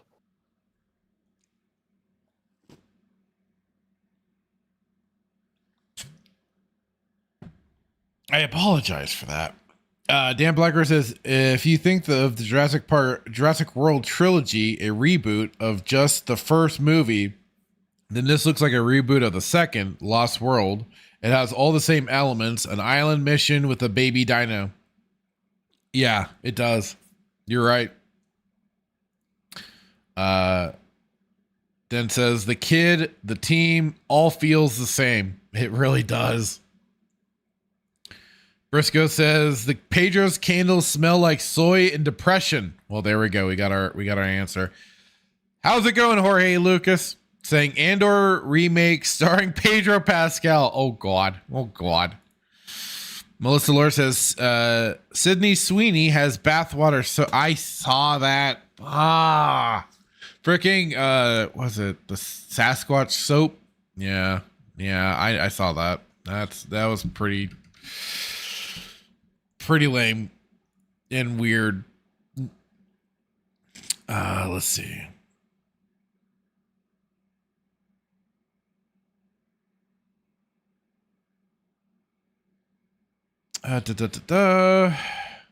Dan Blacker says it's just a Bob world. We are all living in it.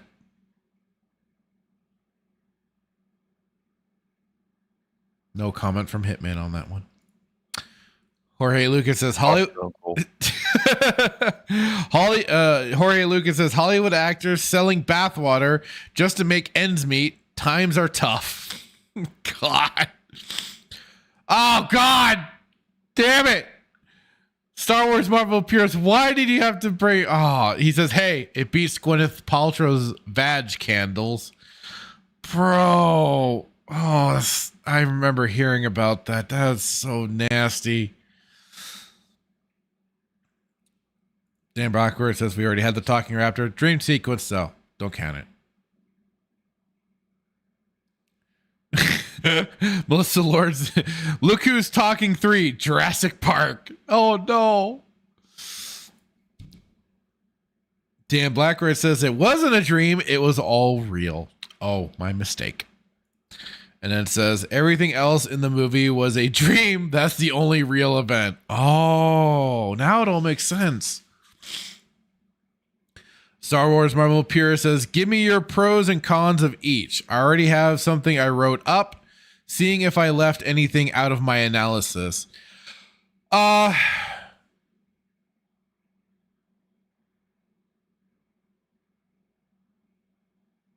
would say the only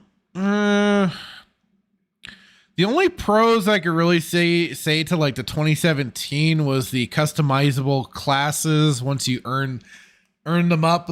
The cons outweigh it so much, especially because of its initial release.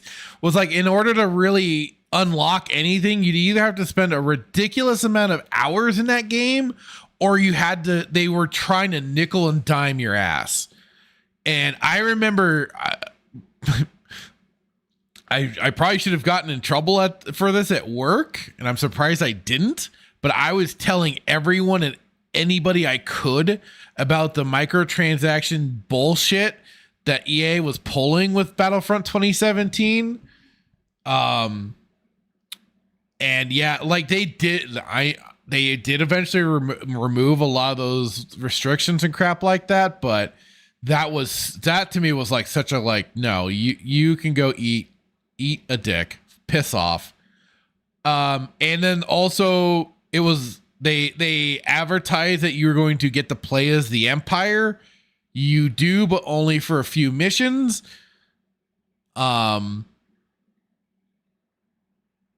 Otherwise, it's nothing but then a bunch of extra negatives, because like it is, the heroes aren't any fun to play. It's very limiting in that regards. People have modded in different skins basically for on top of different heroes. So like I think even somebody did a Darth Bane, but it seems like the game itself is very limited because it's also, I believe, games as a service. It's an online always game. So you can't do a whole lot of extra modifications to it. So it's limited in that regards. Now Battlefront 2005 is, I mean, nothing but a gem. You've got the complete modability of the game, for one. Like, people are still making like total conversion mods, map packs, HD mods and stuff like that for Battlefront 2 2005. You actually get to play a full-on Imperial campaign as you start. You're the clone 501st, getting to do a lot of those missions, and it's a bleak. I mean, part of it is just a bleak, dark story. I think one of the darkest moments too was when you got the clone commander talking about how the Kaminoans tried to rebel against the newly formed empire, I believe, or it was the Republic. I forget which at the moment, but he talks about how they had to go onto the planet and kill their brothers. And I mean,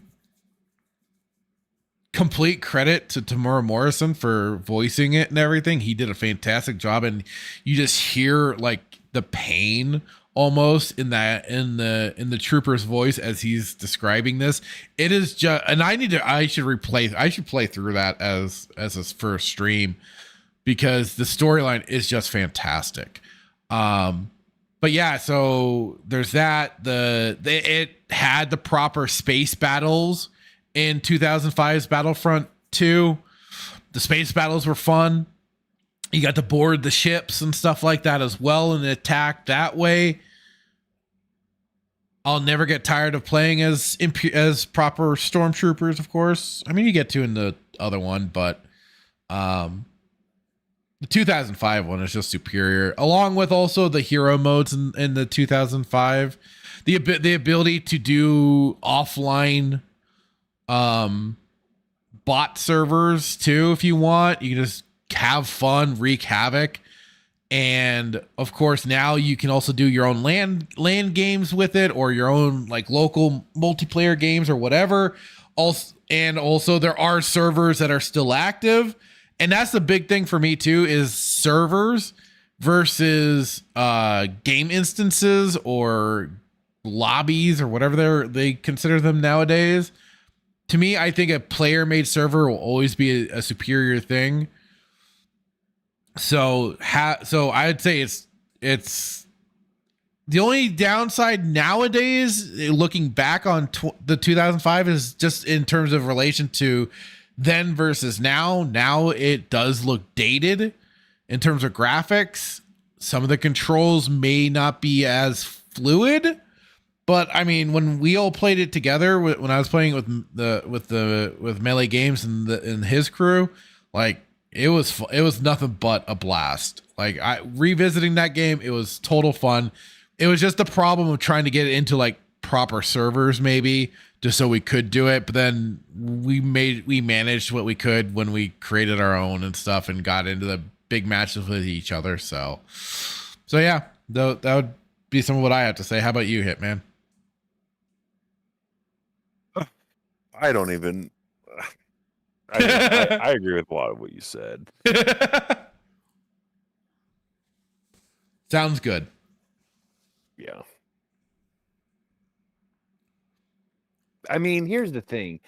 I only played 2005. If I'm remembering correctly, I think I hope I played 2005 now that I think about it, but I do think, because I think there's a distinct difference between the two, but I don't know. I'm not a computer guy, so it's like I kind of missed out on, like, I'm not able to mod stuff. So like what I was able to play was just like the true game. I wasn't able to mod anything and whatnot. And like, there's a lot of stuff. Like, well, I send you videos of like, it's like, how are they doing this? How are they adding this stuff? How do you get this stuff? You know, it is just all mods and whatnot. So do I think that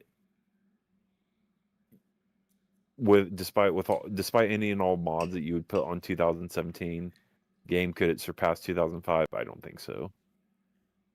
But again, you've got it's two people, two different people developing. So it was two different companies that developed it, right? Right. Yeah. So it just kind of shows, like we talked about, quality over quantity. Absolutely. So now that you got people modding it with Kylo Ren, which is stupid, and Rey, which is idiotic, and just all the different stuff. But you brought up an interesting point, how you can only play as the Empire as select few times. Rogue Squadron was like that. That story of Rogue Squadron, you could only play, like, you could choose. Oh, that new Rogue Squadron game, yeah.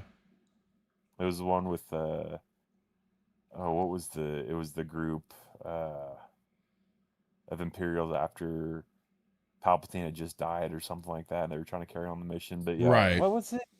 I forget I don't remember. They made a book about it. Anyways, you choose to play as the Empire, and there's only like a select mission. I think you end up playing, if I remember correctly, you end up playing more as Rebels than you do Imperials. Which is stupid, because if I'm gonna choose the Empire, then I want to play as the Empire. I don't want to play as Rebel Scum. If I want to play as Rebel Scum, So I agree. Haven't had a good EA Star Wars game since probably 2005. That may be the last great game, because Outcast and Academy were, I think, preceded 2005. If I correct? Am I correct? Think so. Yeah. So. Marvel Pure says Battlefront 205 is my personal favorite Star Wars game. Galactic Conquest is brilliant. Yes, it is a true masterclass. The Galactic Conquest, and like I said, just firing up your own matches and just having fun, wrecking havoc. Like I loved like setting up the matches, like when I got to play as Darth Maul and just terrassing through all the clones and stuff. There's the Galactic Conquest, but then you could play like Battle of the Heroes, which I thought was the hero mode. The hero mode was a lot of fun too. That was because it's like Leia always got the most crapfish. I think she was one of the most powerful players there because her gun. I don't remember, but yeah. Yeah, I can never play, and then like Boba Fett, I can never play as Brobo Fett. I could never get the controls down. I play a lot of Luke. Luke was fun. One-handed Luke. Palpatine was really hard. Like he was powerful if you knew how to play him, but like he didn't have a weapon. His weapon was like literally his lightning. His lightning, and then he did you remember the spinneroonie he did on Revenge of the Sith? Yeah, that's his like. But it would be scary because he did the same like Yeah. Yeah. Oh god, it's kind of scary at night when you play. But I always get mad when I would get freaking killed because it's like, really, dude? Every time. I wish Maul had a mechanism to where he could like just go in half. Like his legs could attack you and then his upper body could attack you. Wait, say that again? I wish Maul had a feature where he could like split himself in half. And then why? like his robotic they didn't have the robotic version of him in that game. That was before that nonsense. Well, then he could have just separated himself. I don't know. Could have. Unless they did it in a comic at the time. I forget. Maybe. But no. Maul stays dead. That'd be a good feature. That'd be kind of cool. Come on. His legs, like, he just splits himself in half, and his legs are attacking you, and then his upper body, like, is basically Devon, get the tables! Again with the tables. You got to clip that out. We got to find a clip of it. Maybe when I clip out the Jurassic World Rebirth segment, I'll be sure to hunt down a clip of Devon get the tables. Yes. That's old school, mind you. That's old WWF. That's when they used tables, man. I don't use tables anymore because they're stupid. They've been using tables. Oh, have they? Yeah. There was even at one of the pay-per-views, Cody Rhodes put Kevin Owens through a freaking ladder. I remember right. Wow. It was like power bombed him right into it too. Well, back in then when they used real tables, they were probably fake. Gimmicked tables. Yeah. Harry Lemon says, I tried playing the 2017 one, but every time any Disney crap shows up, I puke. That's fair. So 2005 one for him. Melissa Lord has played both as well. Briscoe says, maybe Sydney Sweeney Todd can be like Nerdy Nightly and start selling her panties as well. Oh, God. Oh, no. Oh, no. Harry Lemon says, oh, yeah, wasn't it like Darth Vader was behind a paywall at launch? I just know a lot of the loot crates and stuff were. Especially if you wanted to get a lot of the better rewards. So Darth Vader might have been. I don't remember characters being hidden behind the paywall, but it could have been. And he says, and others. Yeah, that was very well a possibility. Jorge Lucas says Battlefront 2 2017 wasn't even a completed game at launch, like so many EA titles. That's true. What? It wasn't a completed game? That wouldn't surprise me, but I didn't play it at launch, so I can't really speak to it. Huh. Jorge Lucas says it wasn't until 2019 that they added the droidicas to the game. What? Really? That's messed up. How do you not have the droidicas, especially when they have Clone War era combat? Like, what the fuck? Star Wars Marvel Pierce says, yeah, I kind of felt the same thing. One could argue the saber combat for Disney's Battlefront 2 is better. Yeah, I don't recall it being any better than the 2005. And I mean, let's face it, no saber combat is ever going to compete with Jedi Outcast or Jedi Academy.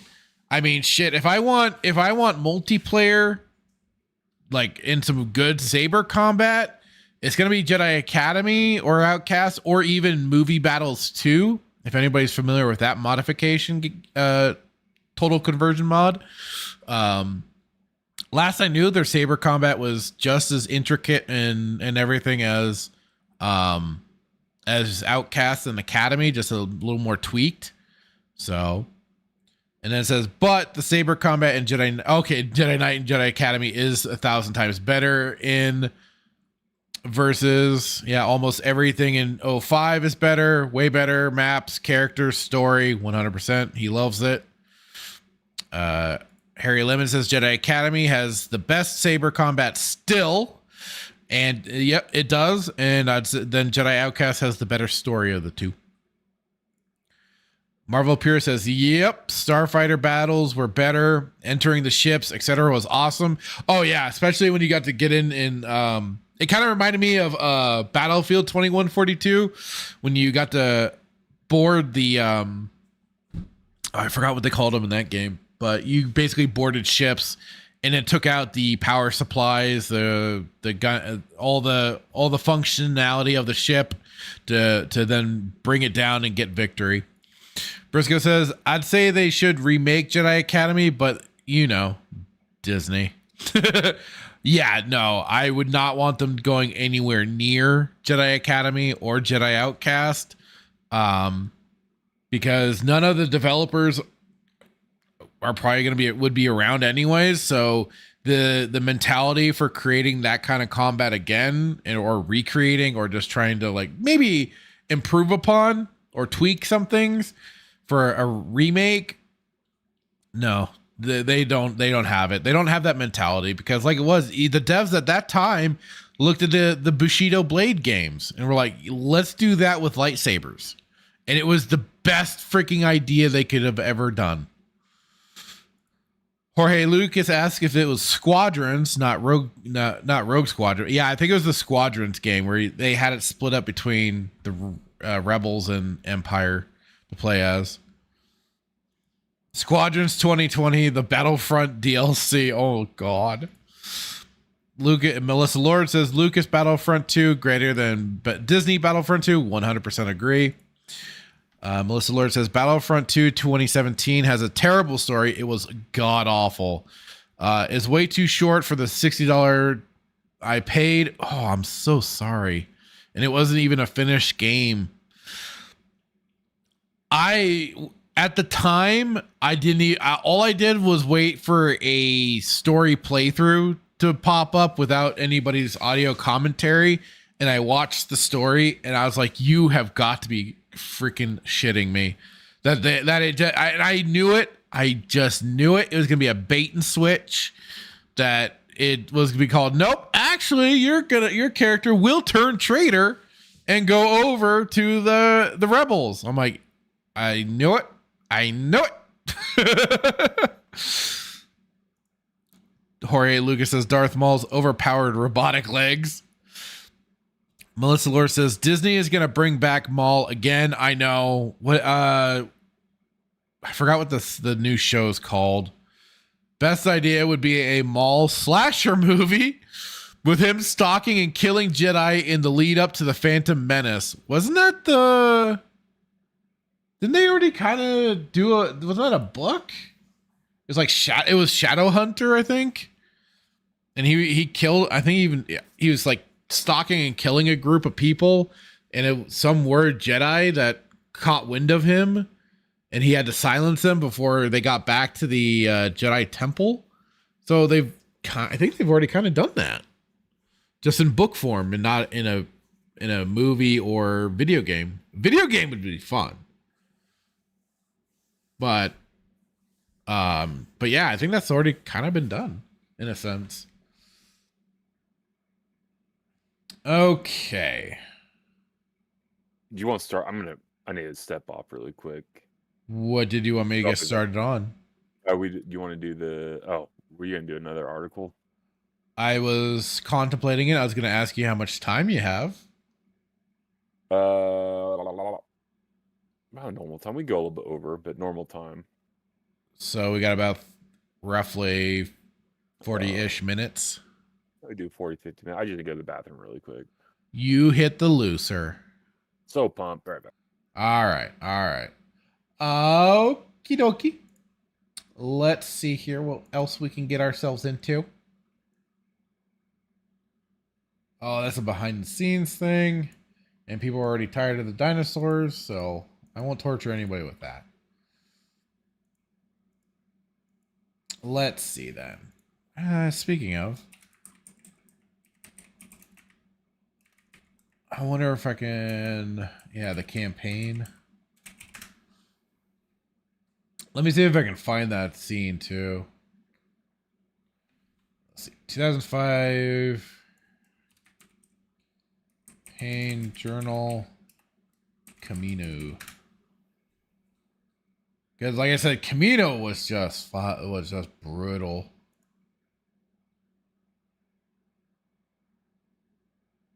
Oh, there's an original version and a different version? The dialogue was replaced mainly lines originally intended for the Space Camino Journal. I just want the frickin'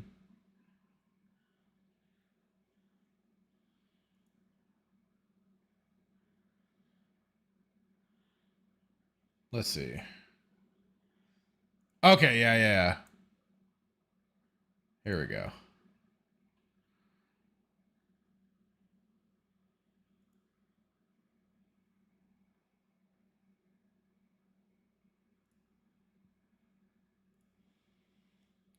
Yeah, here is this. This is definitely like I said, this was some good stuff.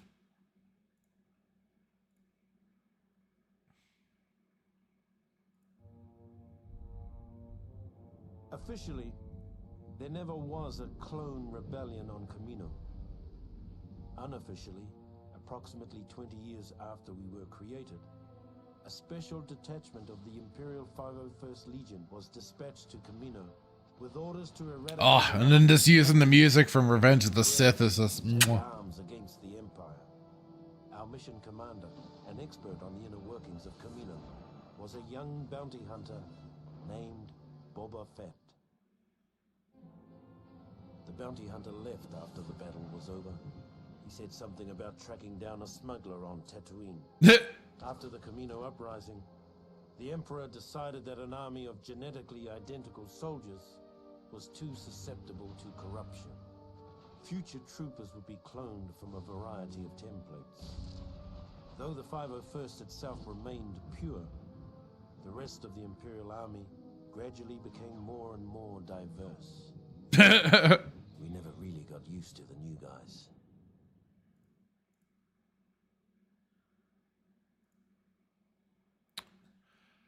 Oh God. Yeah, Briscoe saying, did you guys hear about the casting for the Zelda movie? So from my understanding for the whole Zelda movie thing, it's just a rumor. There hasn't been anything confirmed yet. So I've been seeing a lot of people kind of throw their fits about it, but I'm waiting for things to actually be confirmed and solidified and in stone that yes, that is what is going to happen. Otherwise, for now, it just seems to be a bunch of rumor. So I'm not, I'll take it with a grain of salt for right now, but believe me, yeah, we'll talk about it when it's get it sufficiated. Who is this? Have you heard of the some of the casting going on for the Legend of Zelda movie?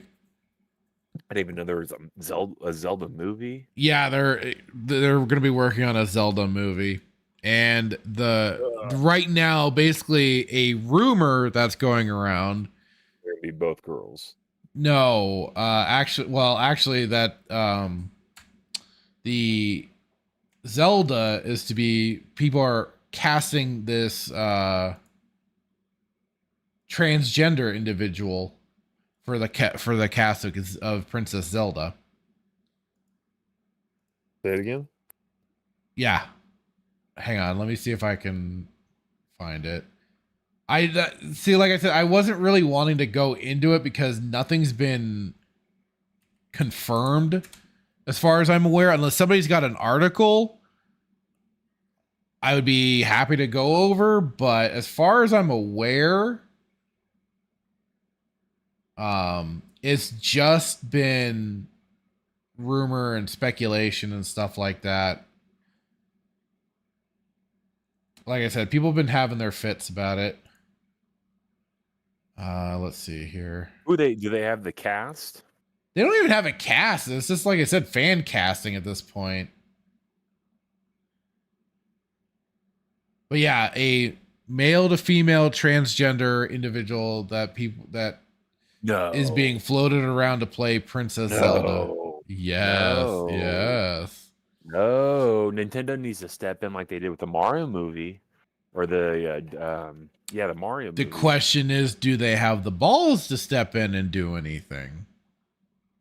Well, here's the thing: they know who has balls and who doesn't. So I would say yes. Do they though? Do they? I don't know. They were trying to do stuff with the Mario movie and they shut it down. Right. I remember hearing some of that too. I mean, the movie's okay, but it's not the best.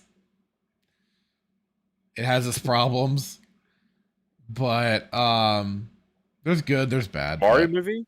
Yeah, the Mario movie. It was better. Listen, yes, Chris Pratt doesn't have an Italian accent. I think they should have casted somebody who's from Italy, who had the proper accent. They should have actually casted the guy who played what was it? Santino Marella from WWE. He would have played a fantastic Mario. Oh, you silly boy. And he could have, his finishing move could have been the Cobra. Cobra! You remember that? The most devastating move in all of WWE. I wasn't watching the WWE at that time. You haven't seen the Cobra? I have seen clips of it, but I have not truly watched the show, or I wasn't watching it at the time to, Hold on. We got to show this for the people want to see the Cobra. Oh God. Hold on.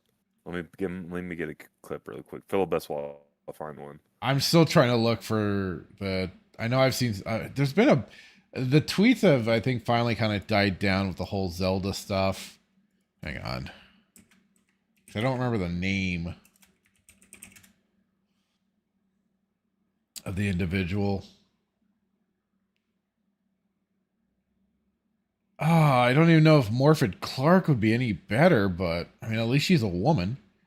Yeah, here's I think this is what's been going around, is this individual here.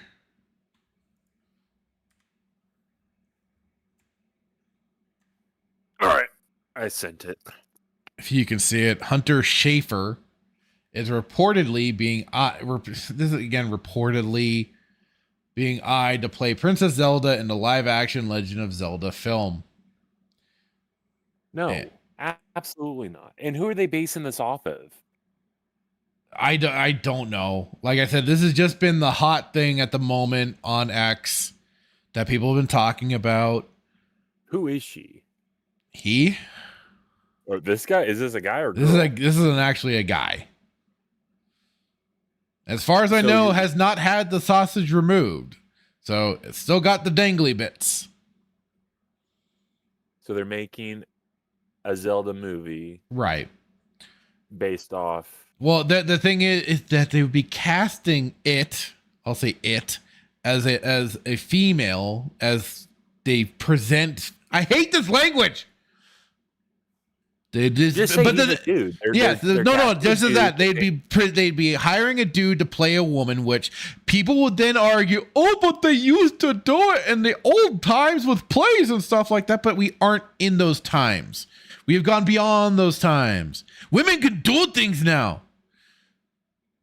So there's no purpose in it other than for them to then virtue signal that, hey, guess what? We got a tranny to play Zelda. Fuck. No, like I said, this has just been all rumor and everything like that. As far as I'm aware, unless there's an actual report out there from somebody, you know, from Universal or whatever that has confirmed this. Otherwise, it's just talk. Hopefully it doesn't come true for Nintendo's sake, but at the same time, wouldn't surprise me. They may just bend the knee to the mentally ill that much further. All right. Where'd you put the show? It should be the show notes. Hopefully. Did I do it in the wrong one? You did it in the wrong one. No, I didn't. Yes, I did. No, I didn't. Yes, I did. Hold on. Stand by. Yes, you did. You put it in the Saturday Night Sith announcements thread. Well, it needs to be an announcement. We're announcing the Cobra. All right, here we go. I am getting the clip now. Oh god, I hope WWE doesn't hit us for this. All right. Here. Oh.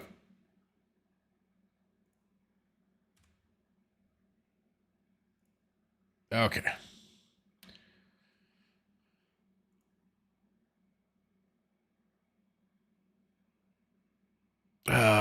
Make sure the audio's Sako versus Cobra. Oh god.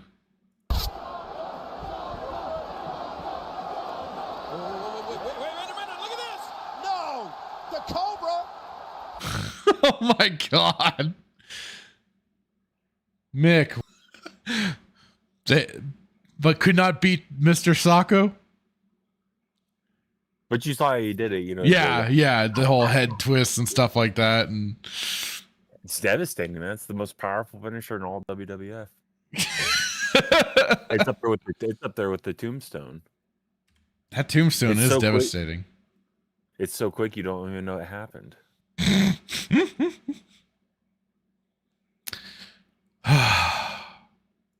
Anyway, Harry Lemon says, but yeah, when I saw the recent push for Battlefront 3, I was sort of like, why?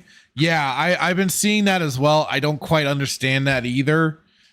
I know there is a fan project though being worked on trying to basically cobble together what I think is Pandemic was working on to make Battlefront 3. So, and we covered it. It's part of our, I think we called it the Mod Watch. It's either on this channel, the Fractured Filter, or it was put over on the Fractured Filter Gaming. But yeah, we covered that, and so hopefully I should probably look back and see if there's any progress with that project. It's been a hot minute. The same one that we watched last time where we got called out for it because we were just being super critical. No.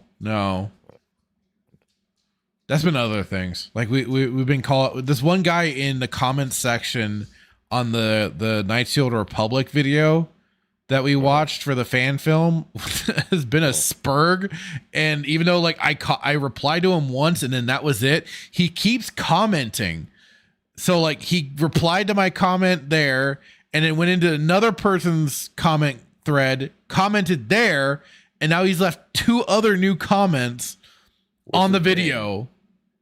Oh, maybe I did see this. Because you were like, do you want to? You said you want to. Yeah, I asked you if you wanted to chime in at all, but I was like, I don't have time.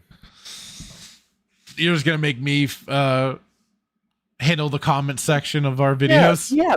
Yes, because 9 out of 10 times I have to defend myself because you're gone. You're not there. I have to defend myself with you. Oh God.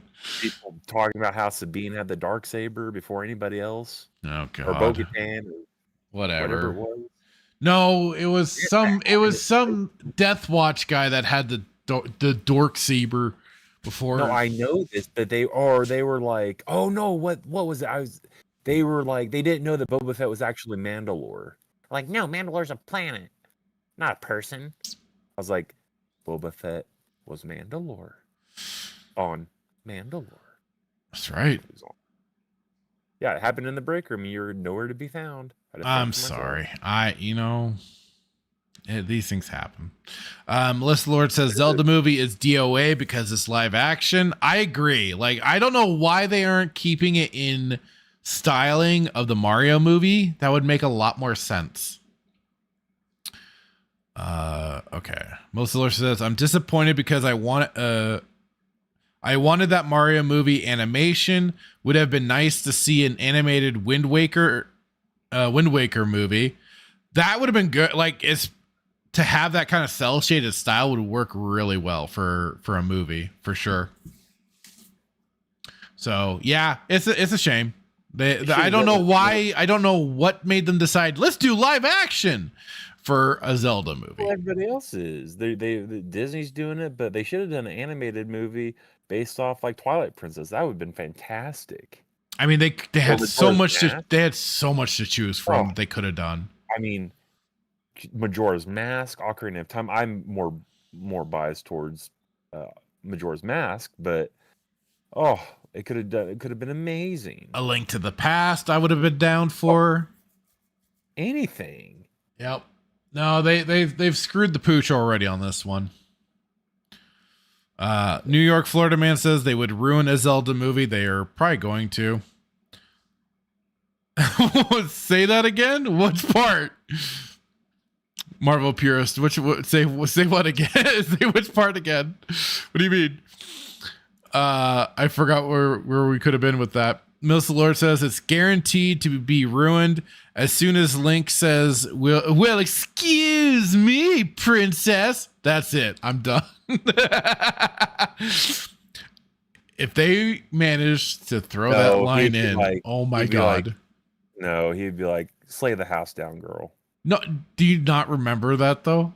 That was from the original cartoon that they did for Legend of Zelda. Link says that to Princess Zelda. He goes, well, excuse me, princess. Guess I forgot that. I have to look that up. Yeah, look, just put in like Legend of Zelda Link, excuse me, princess. Oh, hang on, maybe I can find it really quick. Well, excuse me. It's a classic one because people shared it around too. Hang on, Zelda. Yep. Excuse me, princess. Oh my God, there's compilations too. I just need the one, damn it. Do them all. Do it. No, not a Brit. I don't need a. Fine, here. Yeah, here's the.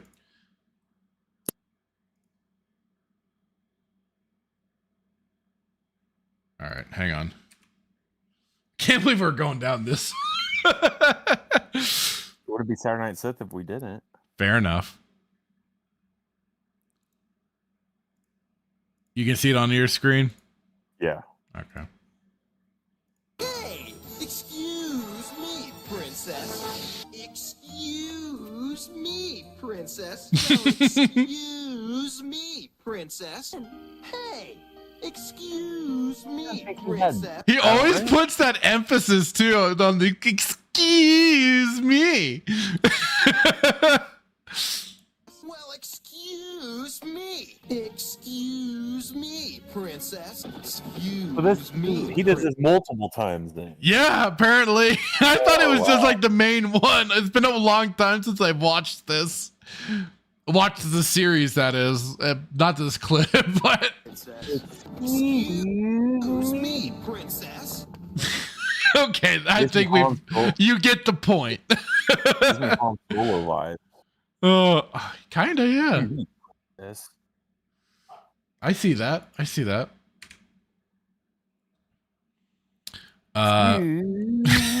Now I got that stuck in my head. Harry Lemon says the Triforce of DEI. Oh God, oh no. Marvel Pure says Script Trooper thinks it's a good casting. Zelda looking good. No, I thought somebody clarified that for him, but I haven't seen his video yet. So, oh God, Script Trooper, what are you doing? Melissa Lord says it doesn't matter who they cast. Live action Zelda will be a failure. I agree. Briscoe says, a lot of people seem to really want that person as Zelda, so I don't have high hopes. Yeah, I agree. Marvel Purist says they should have cast one of the FBI full-blooded Italians from ECW. Dan Blackridge. Paul Heyman. He wouldn't work. He's not Italian. Yeah, he is. He's Jewish. That's what I said. He said Italian. The same thing. Interesting. Dan Blackridge says this can't be true. It's not Disney. Quote, it's only Disney that does these things. Oh, that's right. It is. You're silly us. Harry Lemon says, I hope it's not true.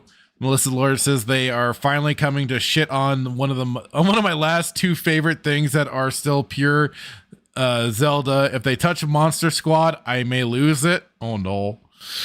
I'm glad they have not gone near Stargate yet.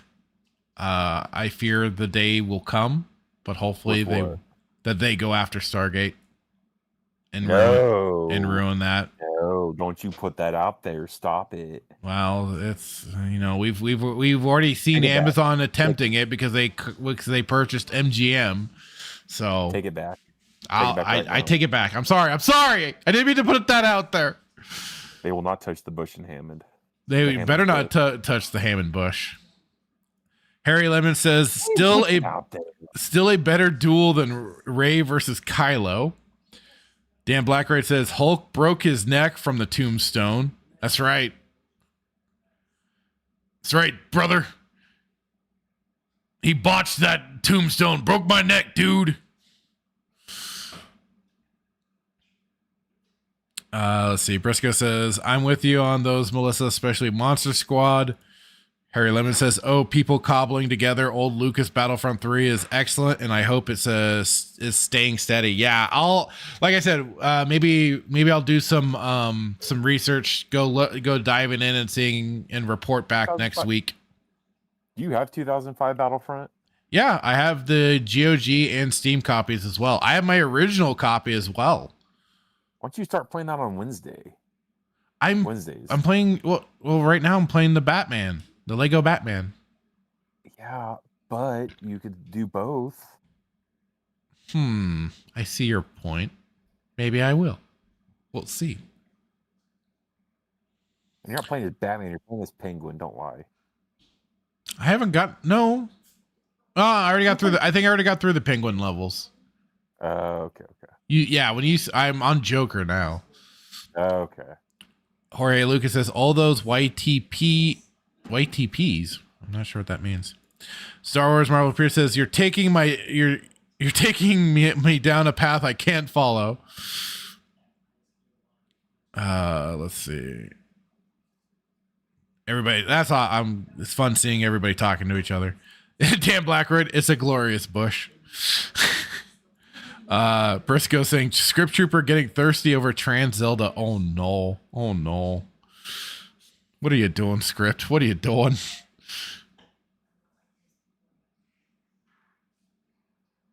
What is Script doing? Apparently he's fallen head over heels for the Trans Zelda. No, he hasn't. I could have sworn somebody corrected the record for him, but I haven't seen his video that he put out about it. So, yeah, I don't know. Our Script Trooper, the guy that we follow. Yeah.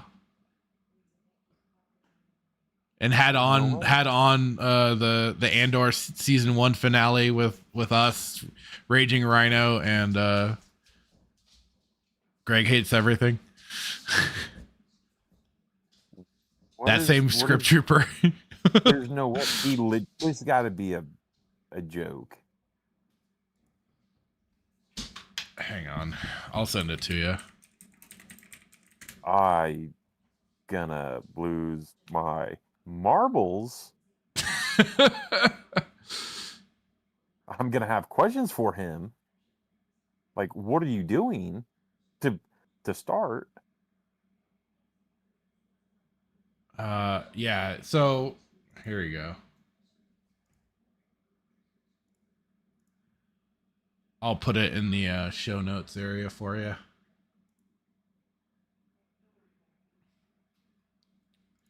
Okay. And now we will get to I think we'll now get to the last topic. Which link should I go to? The IDW one or Yeah. That was gonna be more accurate. Okay. Because that's the company that's doing it. That has the rights. I'm kind of excited, but again, like the thing is, before I just want to preface before we start, like Brad and Adam, the Renaissance Man, have explained that there is apparently no canon, or canon is the movies. Movies and the TV shows, yeah. Yeah, so it's unlike Star Wars, which anything and everything that was produced by Lucas is canon up until 2012. So I don't know if this is... I don't know how to view this. If it's canon, not canon. I'm assuming not canon, since it's not movies or TV. But I'm kind of excited to see if these comics follow true canon and not the current progressive mindset. Captain Kirk is now a girl, not a guy. Oh, so this was from March 17th. Yeah, but it's releasing this next month. Okay. All right, so here we go. IDW Publishing announces 3 Star Trek limited series, Red Shirts, Voyager, Homecoming, and that's where there's going to be the problem there, Hitman. Strange New Worlds, which I believe is not very good. And this just seems like they might be doing the whole the Red Shirts die thing meme. So, but let's get, so Strange New Worlds, the Seeds of Destruction. So of course, that was a legit comic. No, yeah, these are legit comics. I'm just saying that these are based off. The only one maybe based off of like the older series stuff is the Voyager Homecoming. This is New Trek, and I'm not sure about the Red Shirts, but we'll let maybe the article will tell us. Because I haven't read the article. Okay. IDW Publishing is proud to announce the expansion of the Eisner-nominated Star Trek line of comics with 3 new limited series, each one offering compelling tales that explore different genres and offer a new and exciting experience for every type of Star Trek fan in the universe. Beaming into comic shops this July, Eisner-nominated writer Christopher Cantwell and awe-inspiring artist Megan Levins present Star Trek Red Shirts, a 5-issue heart-rending Star Trek story that is unlike anything fans have seen before. Featuring a brand new team of characters, the Red Shirts are commonly known as Starfleet's fearless and doomed crew members. Now these intrepid and ill-fated red uniformed individuals finally get their own story, and no one is safe. Who will survive their deadly mission? And here's the cover. Art doesn't look half bad for the cover. But like I said, I think it was like the whole Red Shirts thing is kind of like but with Star Wars, the stormtroopers can't hit anything meme, kind of in that same vein. I know Cantwell. He's a really good writer. I've read Is he? I'm pretty sure I've read some of his stuff. I think he's done Marvel, but I can at least say that I know who he is. Right. I've heard of him. So okay. Whether this is new Trek or not, I don't know. I just kind of got excited because I saw the Red Shirt one, but I also saw... I thought they were doing a DS9. Was there a DS9 one on there or no? It said Voyager. Voyager, not DS9? Okay. No, and then the other one is Strange New Worlds or whatever. Wait, what was it? Yeah, so I don't know. Yeah, Strange New Worlds. Okay, well... And if it turns out to be New Trek, then I won't get it. But I was just kind of excited because I thought, okay, well, this could turn out to be something... Yeah, because you've been really wanting some basically Star Trek EU content to go through. Yeah. And Brad and Adam, the Renaissance nerd, basically said that there's little to none. Really not. And that's the thing. So it's like, what do you Certainly, compare at it least nothing that's considered like canon, unlike Star Wars. Right, which is hard because it's like, okay, well, like, how do you distinguish it? Right. You just base it off the facts, like, oh, well, this isn't really how Kirk, acted in the movies, so therefore, the way I that think he's the acted- only book that's considered canon is like the one Shatner wrote, Resurrecting Kirk, after they killed him in that movie. I forget which one it was called. No, I'm no longer Spock or whatever Leonard Nimoy was. Well, that's Nimoy, but I'm talking about Shatner. Yeah. So, continuing on with this, Star Trek Red Shirts is in honor of the nameless, vaporized, incinerated, and otherwise blown apart, where they're the main characters of the Star Trek style suicide mission, unlike any other. This is the thing. I watched the original series through. It's not always red shirts that are dying. So this is like I said, this is kind of that meme that's been proliferated over the commanders. Like, what is the red shirt? It is kind of like they were the part. They were usually part of the away team. They were kind of like the guard. They were kind of like.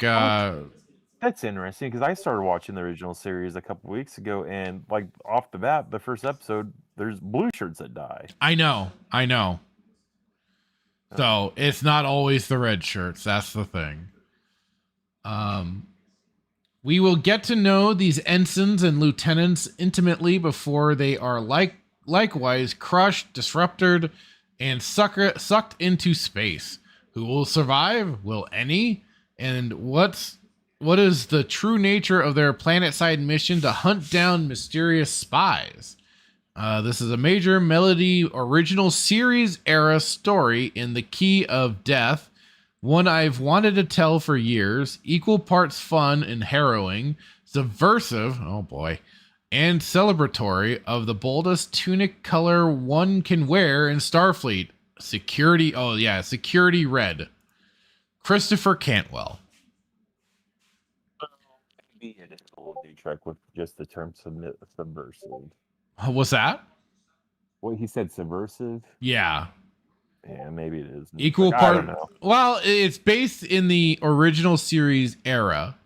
So take that for what you will. Just know that there's potential problems ahead. And here's another quote. Star Trek Red Shirts is a dream project for me, offering the opportunity to draw an entirely new cast of Starfleet officers and then to kill them off in a delightfully horrific ways. From crusty veterans to fresh-faced, not for long, ensigns, these new heroes are charging head first into strange new worlds and finding that sometimes they're just full of strange new ways to die. From Megan Levins. Okay. Some interesting. What were the red shirts? Because it's different. So we've talked about this on Wormhole Watch. So like it's different. Like Next Gen is different than the original series because Kirk he wore yellow, which yeah. And then I think the science officers were still the same. Spock and Bones still wore blue. Yeah, the science and medical were in the blue. Scotty wore red. Yeah, he did. So what at this point in time, what did red represent? Basically part of the security team, and I think there's other general tasks on the ship too, because Scotty was in charge of the teleportation, which you'd almost think he would have been a science in the science blues for that. It's not like in Next Gen where yellow is security and red is command, typically. Yeah, where they kind of change things around. Is that right? Red is command? No, red wouldn't be command because Geordi LaForge had red. Was he? No. Was he always? No. He was yellow. He was because he's in engineering. Did he ever change? I don't. You'd know better than me. You watched Next Generation. I'm aware. I'm trying to think. I don't know. So I thought it'd be a fun article to go over. I'm excited just because I want to. Yeah, I know.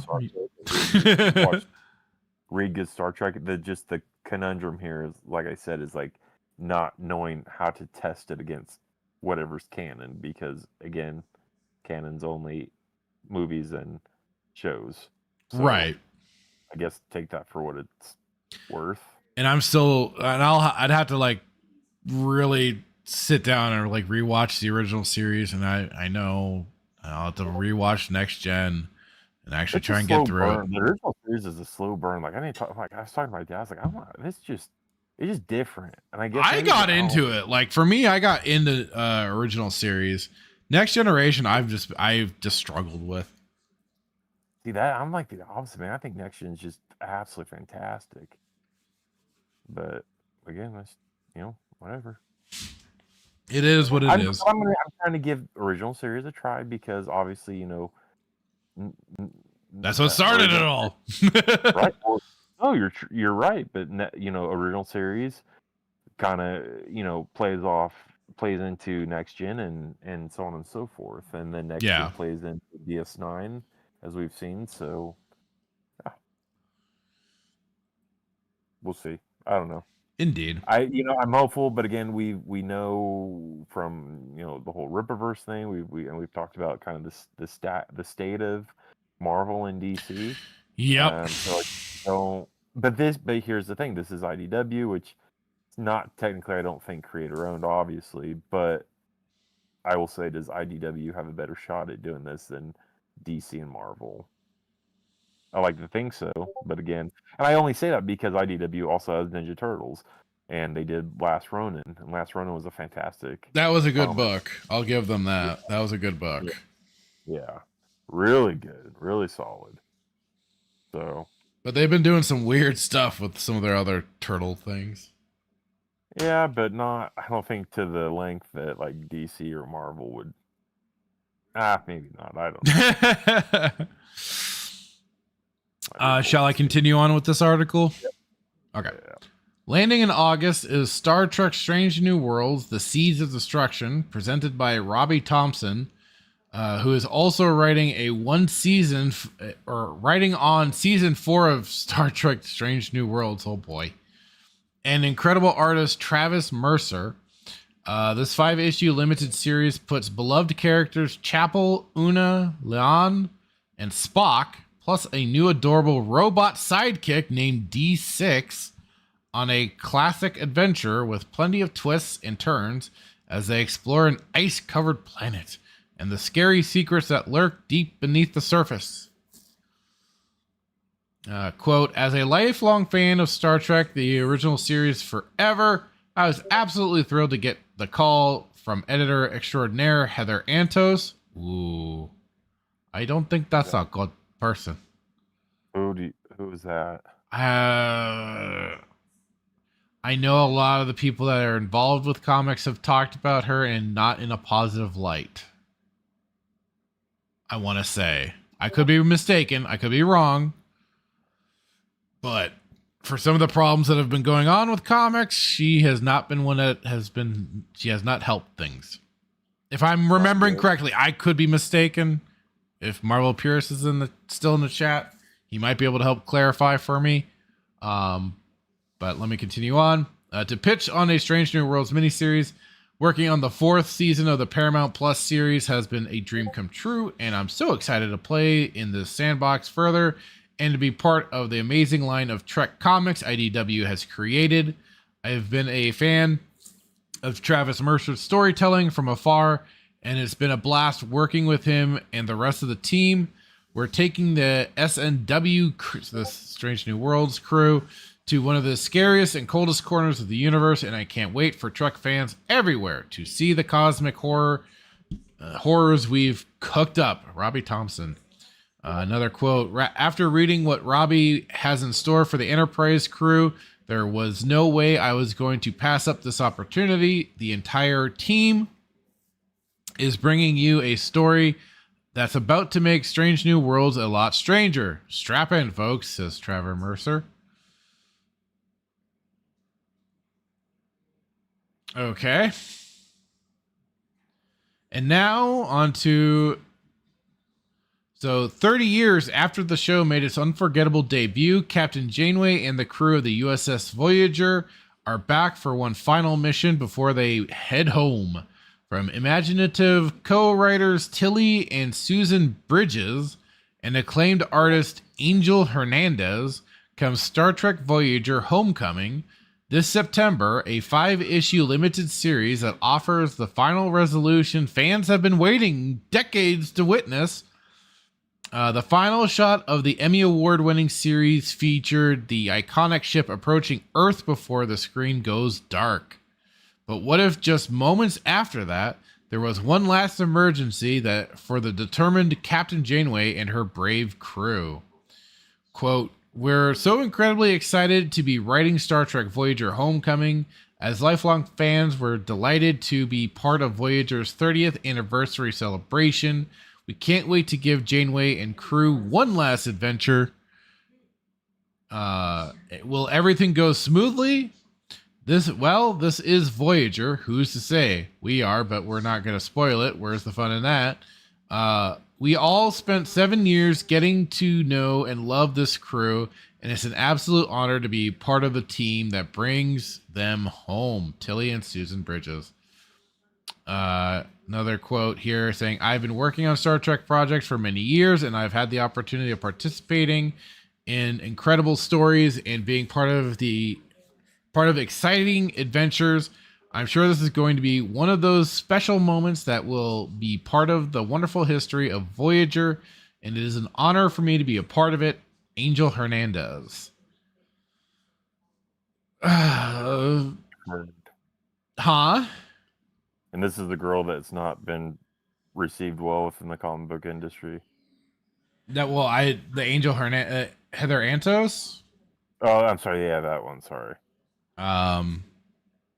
Okay, so Marvel Purist did confirm that I am not mistaken. So yeah, she is not good for. She's not been good for the industry. Well, then, if Star Wars Marvel Purist, if you're still in the chat, what are your thoughts on this? Should we not be excited for this? I don't know if you read Star Trek comics or not, but just curious. Because I was going to pick it up and give it a shot, but like I said, I'm not as knowledgeable as most, so maybe it is going to be new Trek. Let me finish off the article here. Quote, "As the age-old saying goes, when 2 comic series end, 3 more begin," joked group editor Heather Antos. Further quote, from celebrating nostalgia with the fan favorite crew of Voyager to going boldly to the fearsome depths of Lovecraftian planet and strange new worlds to taking a decades-long question of if the color of a uniform makes a man and spinning it on its head. We're showing that IDW is not yet done producing the very best Star Trek comics possible. Get ready to take off, folks, because where we're going, you're definitely going to want to pre-order for your pull list.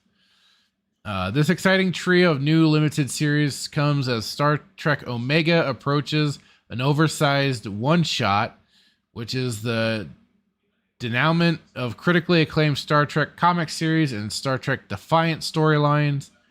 On sale June 18th, Star Trek Omega will serve as a heartfelt and emotional journey that should not be missed by Star Trek fans, both old and new. More new Star Trek comics are on the way as well, but those will remain classified for now. So yes, visit your comic shops, people. Pre-order now. Marvel Pure says, "Not a Trekkie. I have zero faith in any modern comics. I pull back issues only." So there's his answer on that one. Yep. Yeah, and Briscoe said, "I've also heard some not so good things about Heather Antos." So, well, wonderful. So don't pick it up. And I mean, if anything, read it before you buy it.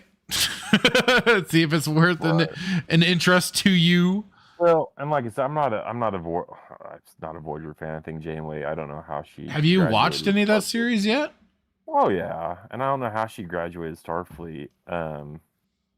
So that comic's probably not going to be good just because it's based off Voyager. Oh man, it's Janeway. She's terrible. She's the worst Starfleet captain in the history of Starfleet captains. Terrible. She had relations with a lizard.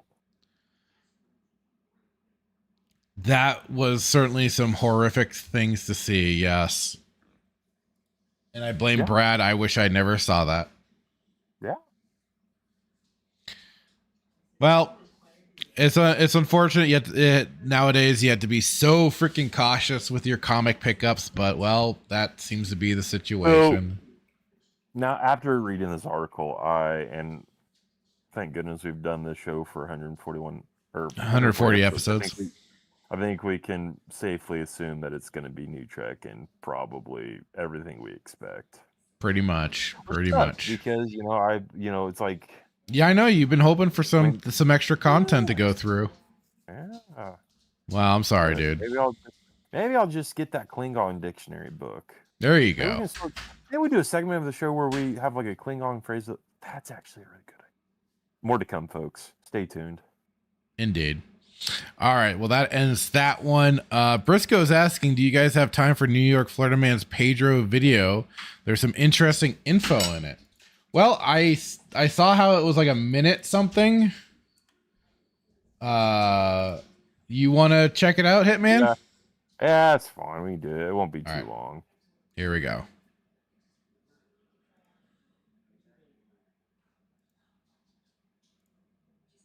Just making sure it's in here. I'll drop the link to the video for anybody else to give the views for Florida Man. There's the link to the video. So any of you can also check it out as well. So here we go.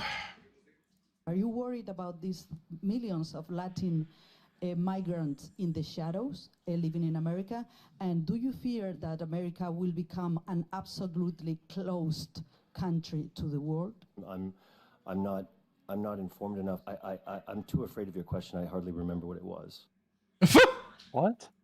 So here's this quote on here. Yes, Pedro Pascal's father, Dr. Jose Balmaceda Riera, was investigated in connection with a fertility clinic scandal at UC Irvine.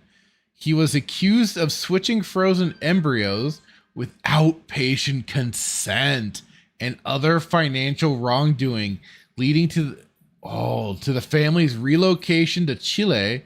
While Dr. Balmaceda denied any medical wrongdoing, the investigation resulted in lawsuits and a criminal probe.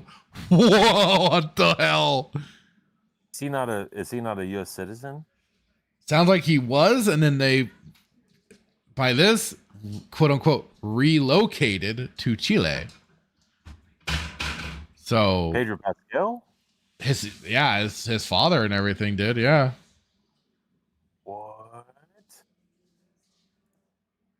Was it Trump? Well, that from the sounds of the question to Pedro, that's kind of what this was probably. They're trying to get those little sound bites, but he apparently dodged the question. He's like, I'm too afraid of it. Yeah, he says he's too afraid of it, but then forgot what it was. He took a play out of Tony Gilroy's book. All right. I'm an immigrant. My parents are refugees from Chile.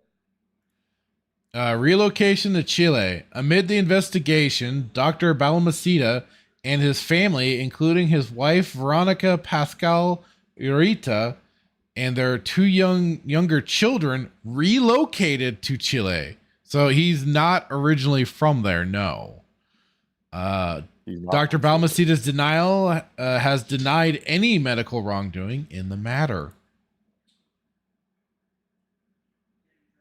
Interesting. Very interesting. So hold on, is his last name Pascal or is that his wife's last name? It seems like he took his mother's last name for acting. Mother. Yeah. Interesting.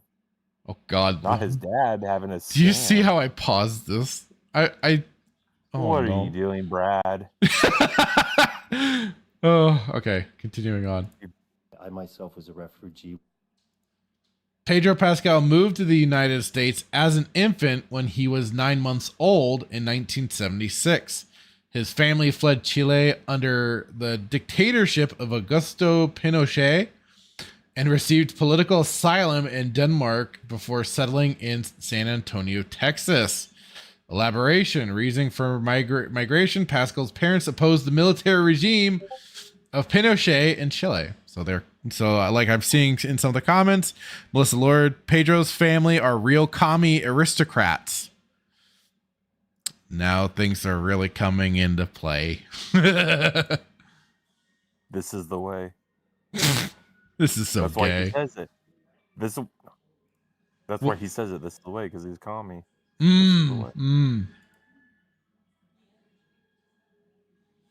fled a dictatorship.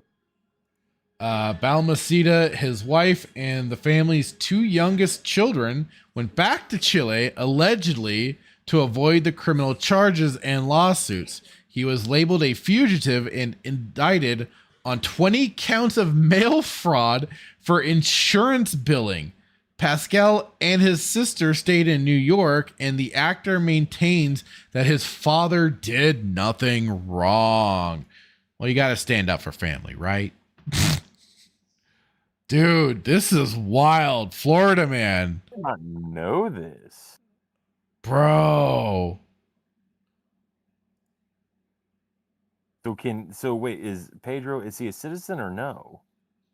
I guess that's the question, isn't it? He's not an anchor baby because he was born in Chile, but they came back to the state, so he doesn't get that availability. So he's not a citizen then. Well, he probably became a naturalized citizen or something like that, or like got citizenship to work here and everything like that. Yeah. So, or had it because they were here in this, were originally from the States. I don't know. He paid that $1 million that $1 million deal that Trump was. Or it just goes to show why he happily bounces on, as in the title, Hollywood's dick so hard. So he's keeping himself protected. Yeah. I do not know who the Illuminati are, and I won't speak about the matter anymore.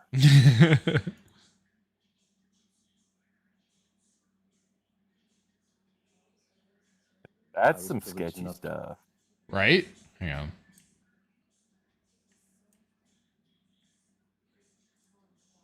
I was privileged enough to grow up in the U.S. and I'm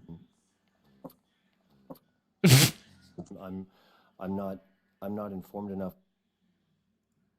Around 40 former patients filed lawsuits against Balmaceda and his partner, and some even filed lawsuits against other patients seeking custody of children they claim are biologically theirs. Dude. That's not good. That is some wild. Like I said, this is why he has to pander so hard to Hollywood. Like having this stuff out. The one that's keeping him here. Probably. Dude, like, holy shit. I mean, the guy was already weird as hell, but this is just like, just adding to it all. How do you know about how is none of this really hit? How is none of this really hit news outlets right now? Like, it's not like he didn't. But this is why I think he's protected. He's protected by Hollywood. That's why, like it is. He plays it all. He does it all. He's got his protection. He's got that Beskar armor. Yeah, you don't beat Hollywood protection. All right, dude, this is some dark, crazy shit. I'm too afraid of your question. I hardly remember what it was. I'm too afraid of your question. I hardly remember what it was. Oh, what did they ask him? That question at the beginning. He's just kind of repeating him saying he's afraid of the question. What was the question? I must have missed it. Do you want me to go back to the beginning? Yeah, just for context. Are you worried about these millions of Latin migrants in the shadows living in America?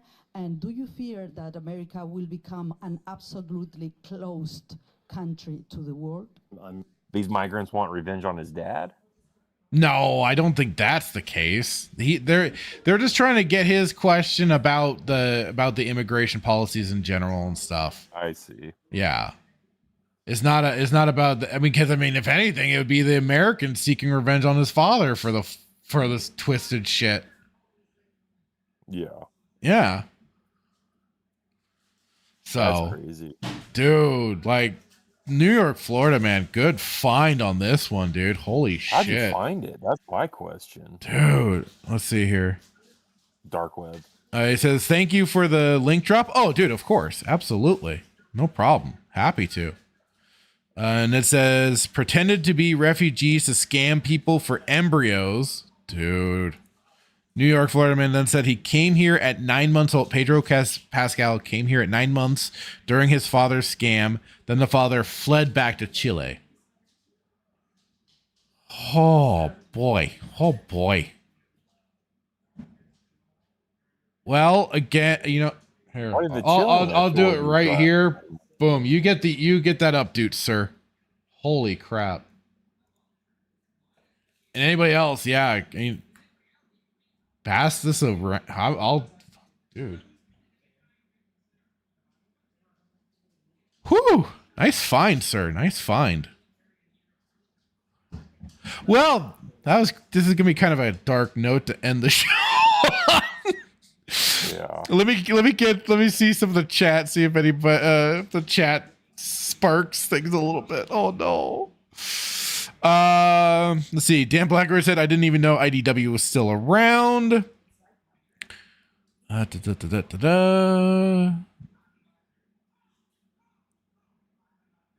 So yeah, Harry Lemon said I didn't know this. What the hell? Jorge Lucas. Wow.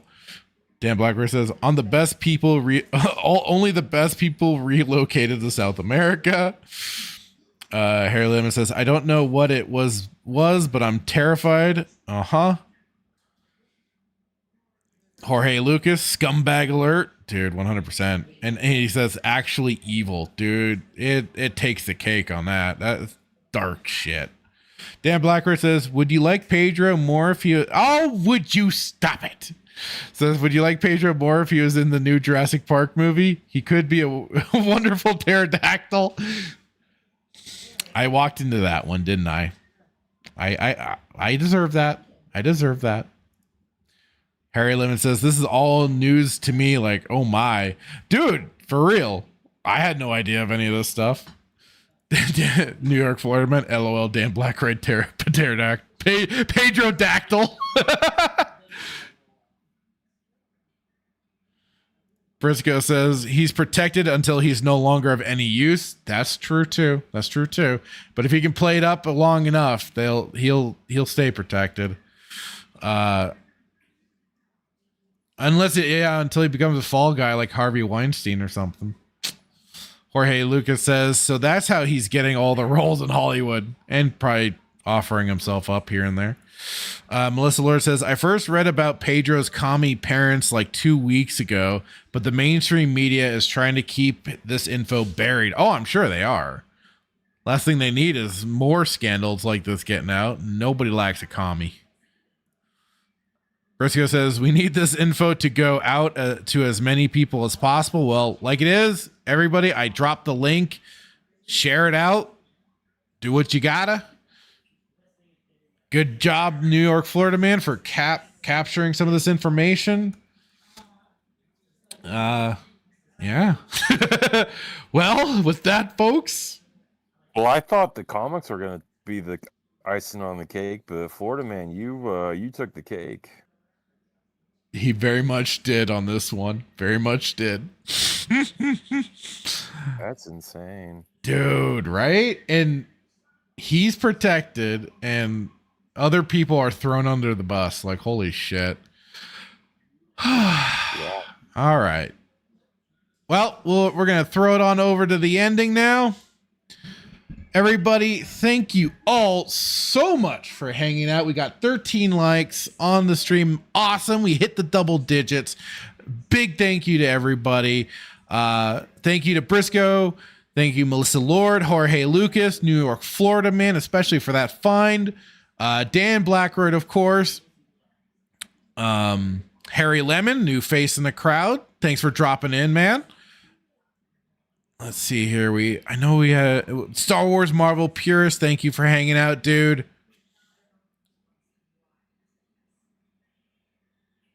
I thought there was one other new face. Brandon Tran's been a little MIA right now. Hopefully he's doing well. Static 2020 was, of course, in the chat. Jorge Lucas. I don't know if I already said his name. Dog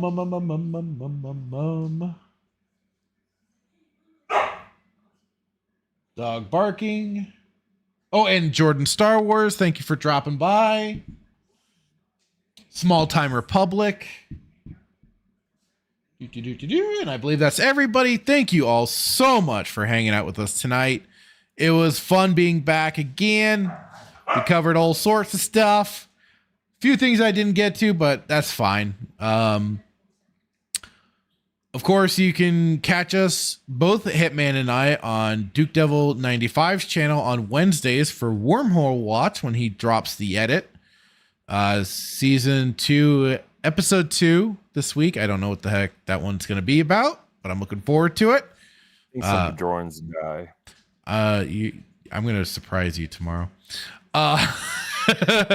Otherwise, you can also catch me on Static 2020's weekend pregame on Thursdays, 3 p.m. No, sorry, 6 p.m. Pacific Standard Time, 7 Mountain Time. And of course, we'll be back here, same bat time, same bat channel next week for more Saturday Night Sith.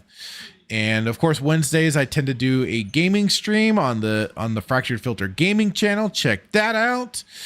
Hitman, do you have anything last to say? Just tune in for what I hope to be a much more intriguing episode next week as I try to put this this plan that came up today together. I don't know. All right. Looking forward to it. All right. With that, everybody, good night, goodbye, and we will see you next week. Toodles.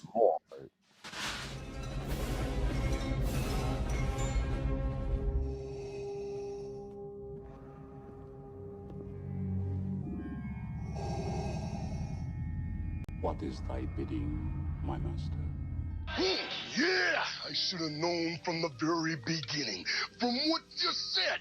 Yeah, when the mega powers were formed. Yeah, what you were out for from the very beginning. Yeah, you were after what was mine. I remember what you said. You can destroy the Emperor. Join me. Together, we can rule the galaxy as father and son. Yeah, that one was rough. Those words right there. Yeah, I got stuck, yeah, but I swallowed it anyway. Didn't like the taste, but I swallowed it anyway, yeah. But I remember the time when there was a conquistador out of the ring, the one that's so jealous that he can't stand it, yeah. Yeah, you came in there with your poses, yeah, but you made a big idiot out of yourself, yeah. And speaking of idiot things, what about that stupid idea? Did you forget that one? Think back. That right there sealed your fate. Yeah, that put the madness over the edge. But I'll tell you what felt even better, yeah, was in the dressing room, in the first aid room. Me being unselfish, yeah, said go ahead, do the thing, yeah. You won't steal my thunder, no. When you take a look at the madness's eyes, all you're gonna see is complete and utter breath.